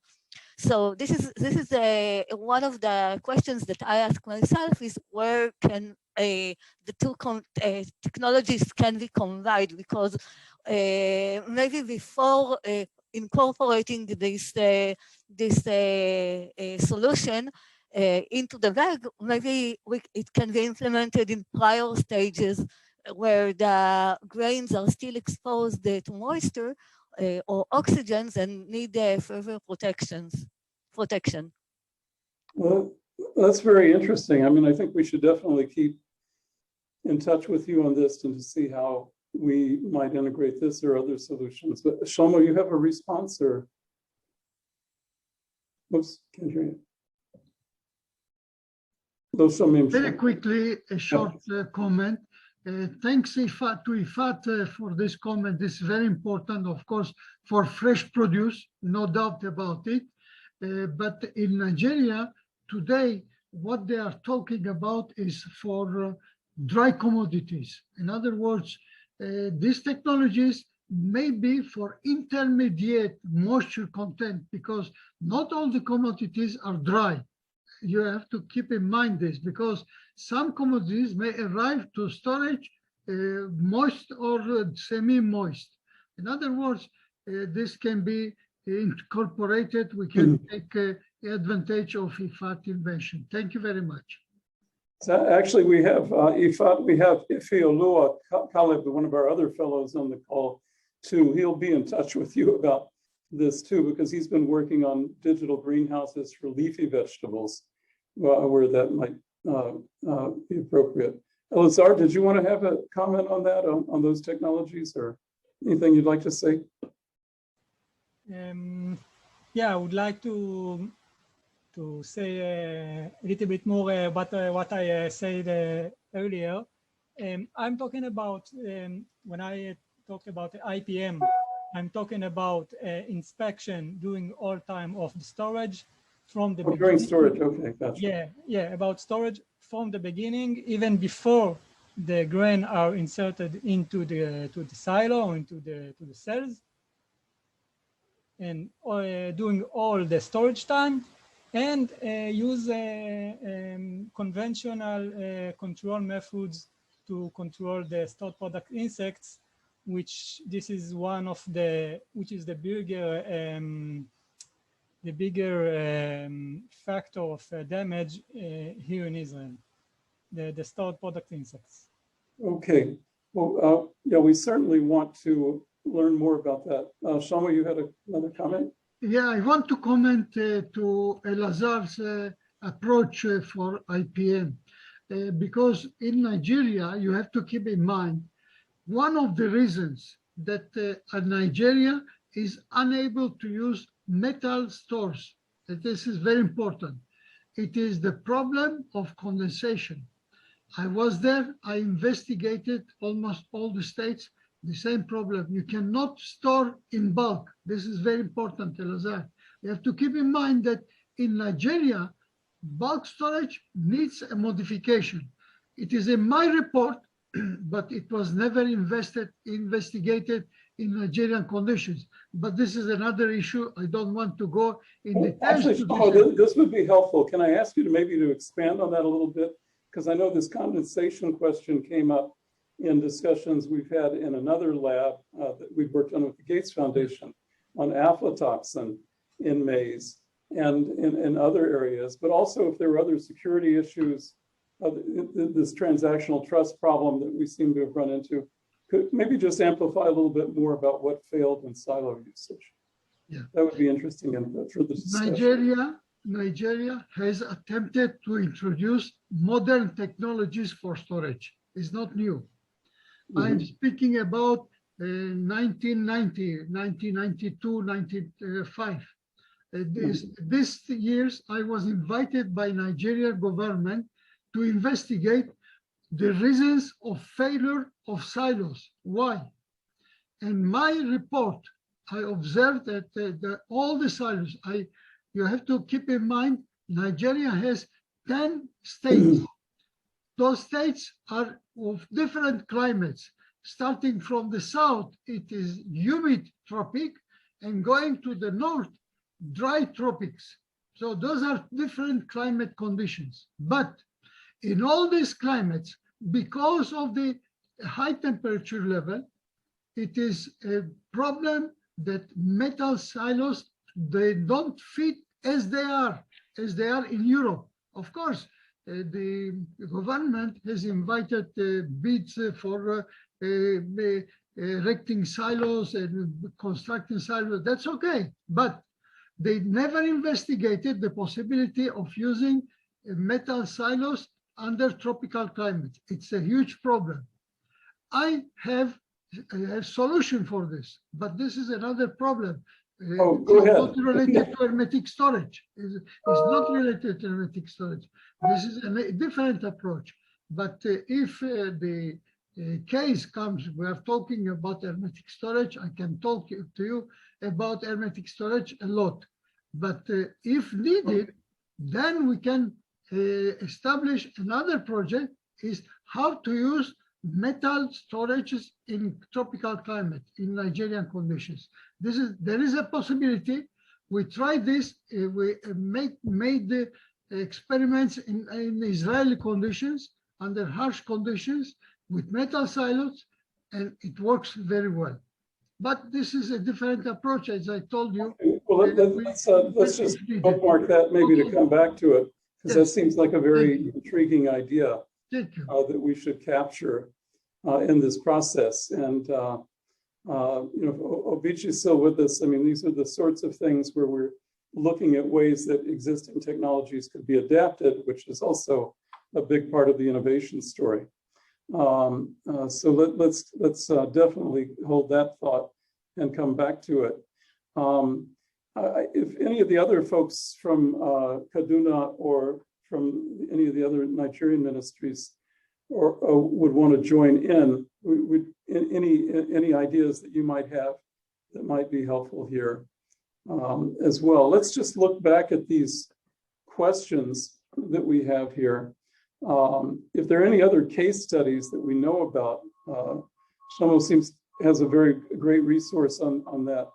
I also want to mention Thaddeus Oching is with us from one of our other fellows from Kenya. He's working on avocados there, a different storage problem, but maybe Thaddeus to be in touch with Ifat on her program too. But any of these other questions here, looking at the balance of control and ownership over the process between farmers and processors, or if there's any adaptation that we need to do on the hermetic sealing, or any other case studies that anyone has had, or anything that is transferable knowledge from other types of storage technologies that have been present there. Are there any sensors or any other monitoring devices or the like that we should know about that are applicable to hermetic storage where they are there? Shlomo, yes, I'll come back to you. Yes, I want to tell you that our investigation, you know, I am a retired person. I'm not anymore like the Volcanic Center young man who used to travel from country to country. But I continue to develop the technologies. There are, today, we have in these three fields, we have innovation. One is in the material used for sealing, because you named a long list of manufacturers of hermetic bags. Not all of those bags are hermetic. You have to keep in mind this. This is important. We tested them and we know that they do not fit. The second point is, but this is a long story. I don't want to develop all the stories. If I am invited for a lecture, I can give you all this description, because I used to talk about this project, this topic in different conferences. The second point is very important, is that we are using today remote sensing. In other words, we are able to measure carbon dioxide, oxygen, temperature, humidity, and you just insert the sensor. But when we speak about small bags, this is not economically feasible, but you can use it for large cocoons. What we did, for example, in Kenya, we used to call this grain safe. Grain safe meaning for that a group of farmers keep the grain in one bag, in one large bag. That is very feasible that you can control. You stay in your home, you may stay in Jerusalem, in Tel Aviv, or in Kenya, wherever you are, and then you can monitor the conditions of the commodity there. So this is a possibility that we are now, it is a reality, it's not the future. So we are using our own sensors that we are working, not only this. And the third aspect is that hermetic storage is not only for controlling insects. Hermetic storage, you can use it for what we call green storage or commodities that we are using. For example, you need to fumigate. You don't use a fumigant, a chemical, like Lazar is proposing. We use carbon dioxide or nitrogen. So this is a possibility also. This is an advanced possibility that we are using in Israel very widely and other countries as well. If needed, then we can go into details how not the farmers, but cooperatives can use this. Okay, so this is in short some comments.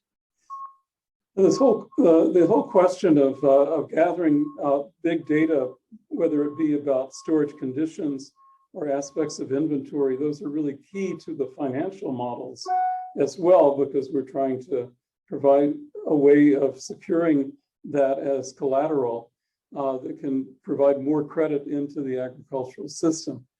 And those are the dots we need to connect. Does anyone else have any other ideas as well in terms of data or the integration of IT digital technologies in storage beyond the physical point? It's an interesting point Shlomo raises about being able to have having data about source and blockchain technology that would identify the sources so that farmers can feel more secure about their collateral if it's stored with another farmers, ensuring them of any loss. There's a lot of steps to this process that can augment what was presented so far today by Fatima.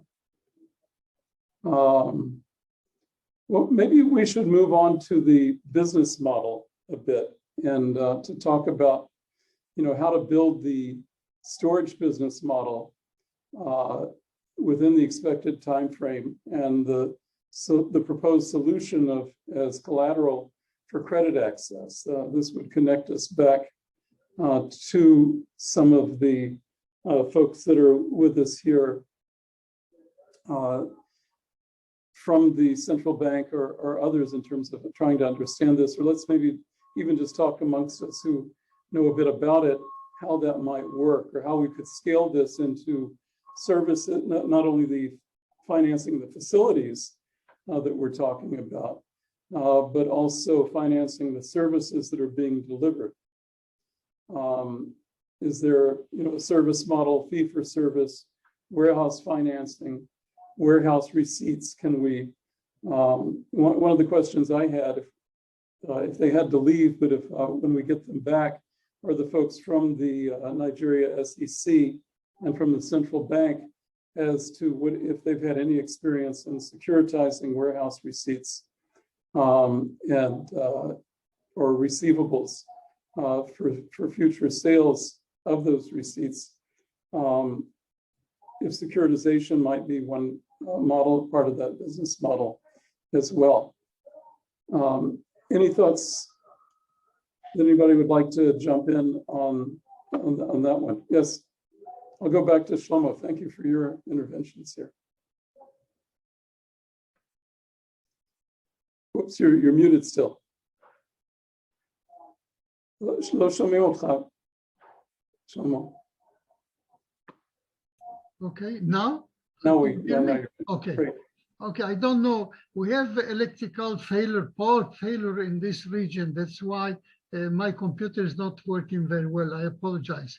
No worries. I take to my comment regarding the economical aspects. In tropical climates, and I have, maybe you know, I worked in the Philippines, in Africa, in many countries, including Nigeria, in many countries to tropical climates, and in South America, under harsh tropical climates. In those climates, the rule of thumb is that if you have a crop, the farmer cannot store it more than 3 months. During these 3 months is very critical because molds and insects, the inability of the farmer to dry the grain is a problem. But even if they dry or get the commodity already dry, there are insect problems, mainly insect problems, that in a matter of 3 months, the commodity is almost that much infested that is unfit for for the consumers. Therefore, these are 3 months very critical. We did economical studies, not myself, I'm not an economist, of course, but in Sri Lanka, again, tropical climate, in the Philippines, in South America, and in Africa, in Kenya. We did economical, and all my colleagues did the economical studies. And in all those studies, it was proven that hermetic storage under tropical climate is advantageous. That means the farmer always wins if he stores the grain under hermetic conditions because of mainly the 2 points, 2 main points, or maybe 3 we can make. The first one is that most farmers are unable to have access to insecticides in those countries. Even if they have access, those are dangerous for them because in order to use pesticides, you have to know how to use it. It's not easy. It's not like in Israel, the farmer that goes and buys the insecticide and use it. In those countries, you have to train people, they don't know. And they are very expensive also. So the first advantage is that the fact that the farmer is not using any pesticide. The second advantage is that the commodity is preserved in excellent conditions.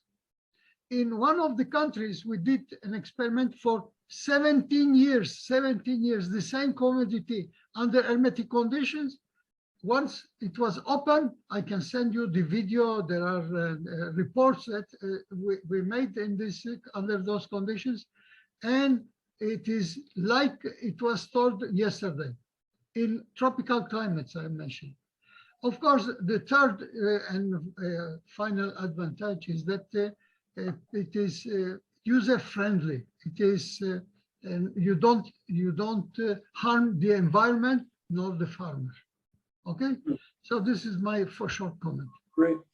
Let me just ask if perhaps Bege or Andelu, if any of the folks that are with us still, or Zainab from the Kaduna State Agricultural Departments, if you have any further questions on the business model or the technology at this point. Good evening, all. My name is Zainab. Hi, Zainab. I work Planning and Budget Commission in Kaduna State. Actually, she has a good presentation, but my question is, how is the viability of the model? And secondly, the Commissioner of Agriculture and the head of, I think, Kaduna Agricultural Development Agency, they made some comments about Fatima getting to link like people so that she doesn't do the work like a standalone. So if you look at what we have in Kaduna State, we have different agencies or ministries handling things that are like related to do with agriculture or technology or innovation. So it's good for Fatima to work in collaboration, close collaboration with Kaduna State government for her to achieve this project because it's an interesting project. actually. So that is my comment. And then going forward, if she has if she needs clarification or contact, we can still support her. Okay, well, we appreciate that, Zainab. I mean, as they say, you're pushing on an open door. This is exactly what we want to have happen, and why we've gone to this trouble and Fatima's been working on this was exactly to engage in this type of conversation. So let's definitely regroup offline in the wake of this, and I'm glad this model seems to be appropriate for what you're trying to do there. That was our objective. Let's look at these other questions on financing for a moment. In terms of crowding in different sources of equity and the like. And I really want to thank Fatima and also Steve Zecker, a colleague there in Jerusalem who's been working with her, and as well as Esther and Orly, of course, but in putting this together. These questions, if you could engage with us on if you have had any interactions with any sources of debt or equity capital that would be important for us to be in touch with, or with you, in terms of trying to get their comments on this basic structure. Because what we have today is a basic idea, and I think as Fatima presented it, and it's been developed, you have a very careful breakdown of the capital structure here that's worthy of some further study and import. And I don't know if Trevor from the Blackwater group, but you haven't spoken, we'd love to hear your ideas too on this. Oh, hi, good evening, everyone. It's a very great presentation. I've been keenly listening to it. We're currently working on a couple of projects. That's why I've not been able to interact. We're working on a couple of green projects ourselves in Plateau State and other states across the country. I'm sure subsequently I will send a message to introduce you to some of the projects we're working on. And we're very keen on this hermetic process ourselves. I think a lot of the things that we've identified have been covered here. The great innovation with hermetic storage for me is that is the scalability. You can scale it to impact. And the environmental aspect of it, where Dr. Shlomo and I think Fatima mentioned earlier, eradicates the use of pesticides and insecticides, which has great environmental impact. And of course, it's not readily accessible to the average smallholder farmer. So this has been very insightful. I look forward to more development. I'm sure there will be more development of this project. We look forward to, working closely and seeing where the findings lead us to, and we'll be closely monitoring and seeing if we can partner with you in any way possible. Yeah. Thank you. Okay. Thank you as well. And Olu from GrainPro, and I believe, or Adilu perhaps as well. Would you have, maybe you could talk a little bit about how you see these things unfolding. Thank you, Olu, for joining us. Okay, thanks, Prof. Lego. A little echo there. Go ahead. Okay, so I think this is a great project. I see a lot of potential. I've read quite a number of works of Professor Navarro and a couple of other researchers in the hermetic space in West Africa, in Nigeria, East Africa, and a couple of other tropical regions. So I think it will work. Currently, my biggest partner in Kaduna State has about 50,000 metric tons capacity of hermetic storage for maize. And it's been managed by the locals in the state. So it's not some far-fetched technology that cannot be handled, by normal Nigerians. So I see a lot of potential, particularly in the high volume capacity end. And the business model is diverse. You could get financing from the banks, from the government, from private sector investors. You could crowdfund. You could get the community to also be responsible to acquire the storage solutions and profit from it. All you need is a sample of farmers who are willing to try it out in the first year. And the story just replicates itself. So the example from Babangona in Kaduna State, spreading across northeast, northwest Nigeria, is a good example. It's a good story to tell. And his storage is basically hermetic in grain cocoons. So I'm open to trials, demonstrations, to work closely with Fatima and get this off the ground as quickly as possible to save the grain, save the food, that Nigerians have access to. Thank you. Well, those sound terrific. Let me ask you a question, Olu. These associations, the different farmer associations, do they actually own storage facilities, or do they? How do they aggregate in terms of, or do they act as cooperatives? Pardon my ignorance on this, but are there cooperatives and the like that might also be active players in being intermediaries or agents in developing the financing for them? Okay, so your question is actually one of the strategies to get this off the ground.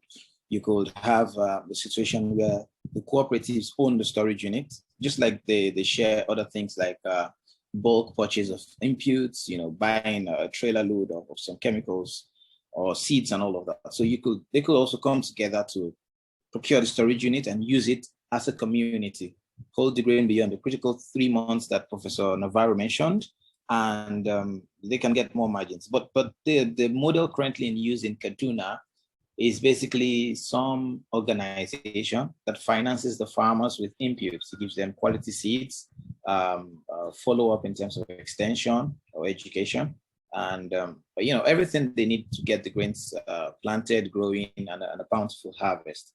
And then he provides storage after harvest. So he gets back grains for all that he has provided during the growing season. So they've paid their debts, they have some bags left, and then he stores those bags for them at a fee. So he's the owner of the storage units, but he leverages on the fact that they have grain in those units and he puts them in the community centers. So the joint security is from the communities because everyone has some skin in the game. Your 3-5 bags are right there. So you don't want anyone to go in.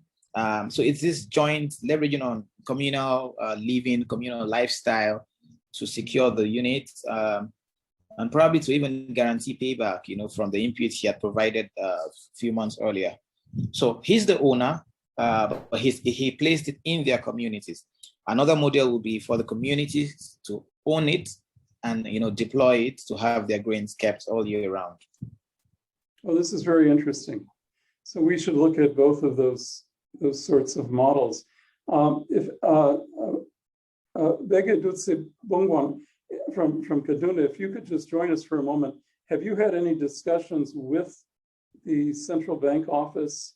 They have apparently not stayed with us, but we'll get back to them. But are there any conversations about how they would handle that type of credit channel? If I may. Or anyone else? Okay, for me, I don't have so much information on how the CBN would finance that because I know that route will take a while. I would rather focus my energies on getting private investors who would immediately see the return on investment and put their money where their interest is fired. The CBN it's a government entity, and I know that it has to be aligned with the policies of the current administration and all of that process. It is possible. I am sure they are open to that. There is NISAL, which is an arm of government that's about de-risking investments in agricultural lending processes. So NISAL, NIRSAL, NIRSAL. NIRSAL is basically about de-risking agricultural lending, and I am sure they'll be very much interested in this. I have started a conversation with NIRSAL. It's still ongoing. Like I said, it takes a while, but it is very much possible. Well, we should definitely be in touch with them. That is very helpful. That is a very, very helpful comment. Hi, Prof. Can I just chime in a bit? Surely. Yeah, as regards the NASAL and such corporations from the CBN, usually it works faster and better when they work with other associations. For instance, I belong to the Association of Cotton Farmers, and then we work with NASAL to provide, funding for inputs. We work with another off-taker that buys, the cotton at the end of the production period. And basically what NASAL does is to provide funding for that. Now, NASAL as an organization also has a microfinance bank that makes the process a lot more easier. So instead of dealing with the CBN, you deal with the NASAL microfinance bank. And Olu is right to say that usually these processes would take some time, but eventually, with the right push, eventually you get results. Yeah. Let's expand upon this for a moment. And Olu, we definitely want to reach out to you some more on this in trying to operationalize Fatima's work with the folks in Kaduna and elsewhere. But here's a question. To what extent are there corporate offtake agreements? You mentioned, thanks for mentioning that. And if we can pool those offtake agreements in a way in those crop areas, in a way that would be effective, are there any of the international food processors or the like operating or sourcing in terms of standardization of supply for offtake agreements that we could comply with in these commodity areas? Well, at the table in the discussion. Okay, well, let me thank David for that clarity on the cotton angle of NASAL. For offtake agreements, I don't know if there's a standardization process, but I know there are lots of them prior to the growing season. This is because there's an increasing demand for locally produced, locally grown commodities like maize. And so what you find is that at harvest, almost every growing community already has some kind of agreement with some guy who wants to buy up everything. So if you just walk in at harvest, you practically don't find large volumes of grain to buy. So yes, I know that there are lots of offtake agreements going on. Whether or not there's a standardization around it, I don't have an idea. But I know these things can be found out because Kaduna is right where the action is. So this is, we're blending in now from these questions to some of the follow-up that we need to operationalize here in our next steps. Okay, so we need to try to work on the whole question of offtake agreements, procurement, and who's handling procurement for any of the large-scale purchasers, or any of the other food processors that might be involved. That would be another key aspect of it. Can I just add in a bit? Sure, yeah, please, David. That was very helpful, your comments. Please jump right in. Awesome. I should introduce one of our Nigerian students studying in Hebrew University. So go ahead, David. Yes, thank you. As to the off-taker agreements, usually a lot of those, like Olu also said, most of those off-takers are usually processors. I mean, also like you mentioned, processors. For instance, I know a relative of mine that processes fonio. Fonio is, we call it locally, I'm from Plateau State, it's called acha. Is a type of a cereal. And he has like machines that would process it. I mean, you call him a processor. So he has an agreement with NASAL that provides funding for farmers that grows fonio, and then he offtakes from them.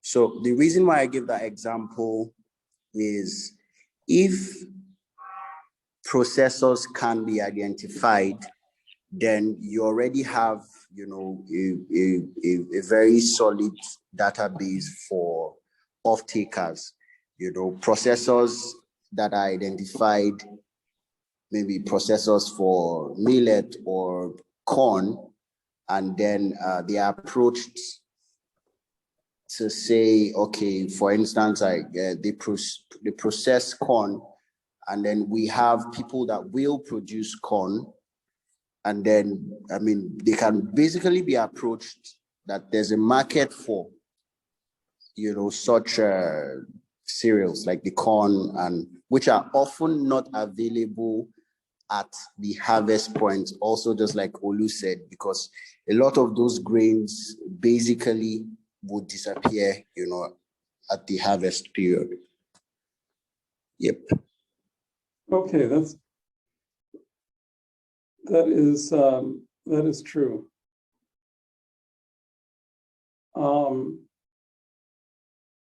Hagit, let me just reach out to you if you think there are any other technologies that we should be considering into this solution set that we might be missing from the Paris Foundation. She may have gone away. Let's see, I think we just lost our Kaduna person, but we'll go back to them in terms of what they think should be some next steps. But if we go back into the business model that Fatima has presented here, of shifting the risk from the farmers to the platform, I think as Steve has been suggesting, that would have advantages for each one of the areas we just discussed. I'll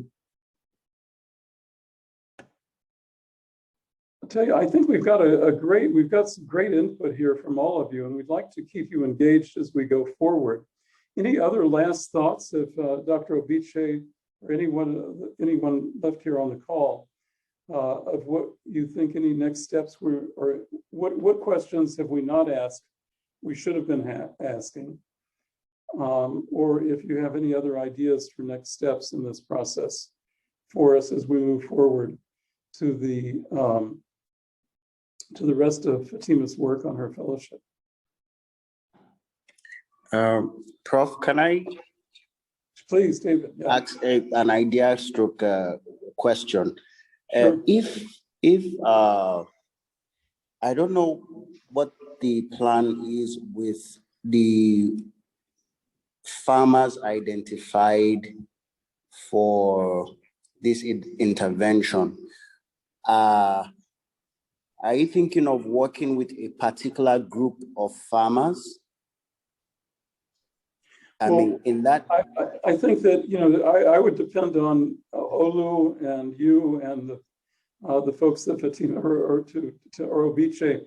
Any of the folks in Nigeria would tell us that. I mean, or Shlomo from his experience might have some ideas, but we're trying to propose a general model of the elements that would be within the capital structure and the business model that would make this deployment possible and widespread, so that we can achieve this avoided cost of that is really dragging down on the income and the yield of the smallholder farmers.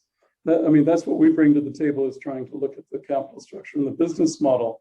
The channel is something that that you would know better than we would. We don't have any.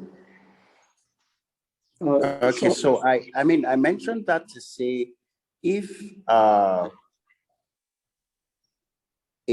certain group of farmers will be worked with, there are other aspects of the agricultural value chain that is problematic, especially in Nigeria. A very good instance is quality inputs, fertigation, you know, irrigation and all that. Now, if you have a very crucial aspect of the agricultural value chain, which is the post-harvest, I mean, the harvest and post-harvest, very crucial aspect. If a solution is being provided, that means there's a lot of room to take in a lot of more, there's a lot of room to take in more of these products, cereals, I mean, maize and all that. So increasing the production should also be another aspect, you know, that should be looked at. I mean, a good instance would be providing quality inputs, I mean, seeds and all that, because the problem of storage, you know, has eventually been solved. So working with a particular group of farmers will help achieve that better. I mean, that'll be an idea. Okay, so look at other inputs too. Shlomo, you have your hand raised. Let me come back to you. Oh. I have two comments. Do you hear me? Yes, two comments. One comment is related to the application approach. One approach, I was involved in the development from the economical point of view, is what we call grain bank. In a grain bank, the use of cooperatives is essential. In other words, in each region, you may establish a cooperative that takes care of the grain. The farmers, what they do, they bring the bag into the green, in the cocoon, whatever it is, and there is a person in charge for the preservation of the cocoon. When the time comes, because as you know, grain prices are very low at the beginning of the harvest, and then within 3 months you have you return your investment, and then the farmers, what they do, keep the grain in this grain bank and then withdraw it when they need it, and they sell it and they get their benefit. This is one point from the economical point of view. And in this model, what Fatima has explained, maybe this approach can be introduced. I don't know. Yeah, that's exactly what we're trying to get at. Okay. The second point I want to make is that what we observed over the years is that in Nigeria, there should be a manufacturing facility. In other words, this will reduce the cost very significantly. It's very important. Now, I know that there are several attempts. I don't know what stages because I am not in the commercialization of those ideas, but I know that there are several attempts with the local investors in Nigeria to establish a company to manufacture the product. Because once you have the bags, the cocoons, whatever it is you want, that they are manufactured locally, is totally different that you import, because in the importation you have the taxation problems and also shipping problems that increase the cost very considerably. Okay, so this may be considered in your model, because this is a huge investment, not only for Kaduna State. You may, if there is a factory there, you can supply all these commodities to all Nigeria. This is my second comment. Okay. Great. Well, you know, these are very, very helpful comments. Fatima, did you want to say something? Yes, I wanted to just defer to Olu, because we did have this conversation on the challenges involved with setting up a manufacturing plant for hermetics in Nigeria. And he had some thoughts. So I was wondering if you could share, Olu. Okay, thanks, Fatima. If I may, it's not so hard to set up a factory in Nigeria, because I mean, the market is there, it's impressive. But you see, the part you will have a hard time convincing investors would be basically the security of their investment. And so with all that's happening, and it's all right there in the eyes of the world, it becomes a bit hard to get investors to bring in the US dollar and put up something fantastic here. We also have the issue of the currency and its regular fluctuations and all. And lastly, I refer to them as the lesser issues of power generation and all of that, because they actually workarounds. You could go all green, have a solar plant, or you could go gas, or you could have a special free trade zone agreement and work in special areas of the country where you have uninterrupted power. So those ones can be handled, but you see the general security outlay of the country and all of that might just be a deterrent. Otherwise, it is the best decision to bring the production close to the market, bring the raw materials in, fabricate to custom specifications that fit Nigerian markets or the consumers, and just deploy right here. That's the best way to bring the prices down and make it the turnaround time shorter. Okay, well, these are all excellent ideas. I think what we would like to do at this point is maybe round up for today. We've been at it for a good couple of hours, and we would like to suggest that we'd like to maybe come back to you. Shlomo, we're going to definitely take you up on your idea to give a lecture to our fellows on your experiences. We would really love to have that happen. But we would also like to, maybe perhaps Olu and others from that Fatima's been working with, as we move further along with the definition of this proposal, with this very valuable input that we've gotten today, what we'd like to do is maybe have post-harvest work teams form. And Dr. Obichi, this would also maybe inform how we do co-innovation teams on specific technologies that have been mentioned here as well, as we try to move this along. But we'd like to, this isn't about one report, one fellowship, but rather a process of working together that we've been trying to build over the last year with Nigeria. And we hope these project development labs will continue, and then the work teams that come from them. And we can do more work with the folks in the financial community on trying to do this. We'll share the PowerPoint and email to everybody that's been on the call, and really invite you to stay in touch with us as we move this forward. But we really want to thank you all for today. Dr. Obichi, any closing comments that you would like to make? Yes, congratulations, Fatima, on this. It was great work, and I enjoyed the comments, all the comments. I think the feedback is very, very rich. Thank you so much for putting all this together, Professor Glenn. We're ready as a center, the Innovation Center, to work with you. The last comments from Shlomo talked about commercialization. I was going to mention that manufacturing, bringing the production closer home to the market, I think that's the way to go.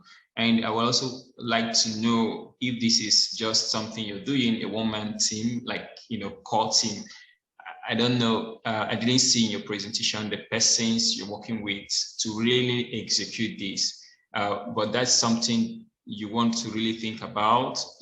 I know it's a project now, but going forward and interacting with investors, if you were to pitch this to an investor, you would want to really know the capacity and the capabilities of the persons that are working with you to execute this. But at the center, we're ready to work with you and see how to get this going forward. Well, thank you all for your partnership on this today. And I think we'll wrap it up for today, and we'll be in touch with you as Fatima continues her work and of other questions we might have to refine this further. So I'd like Art to want to say goodbye to you now, but thank you again for joining us and the time you've invested in this process today.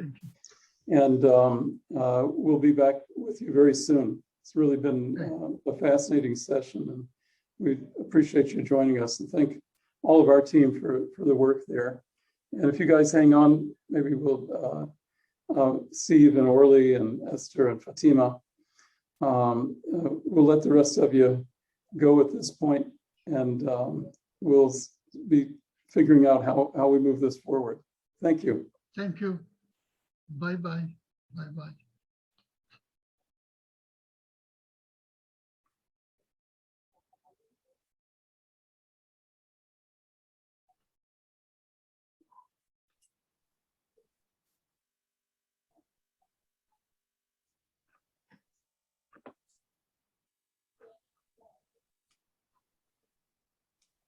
Esther, can you just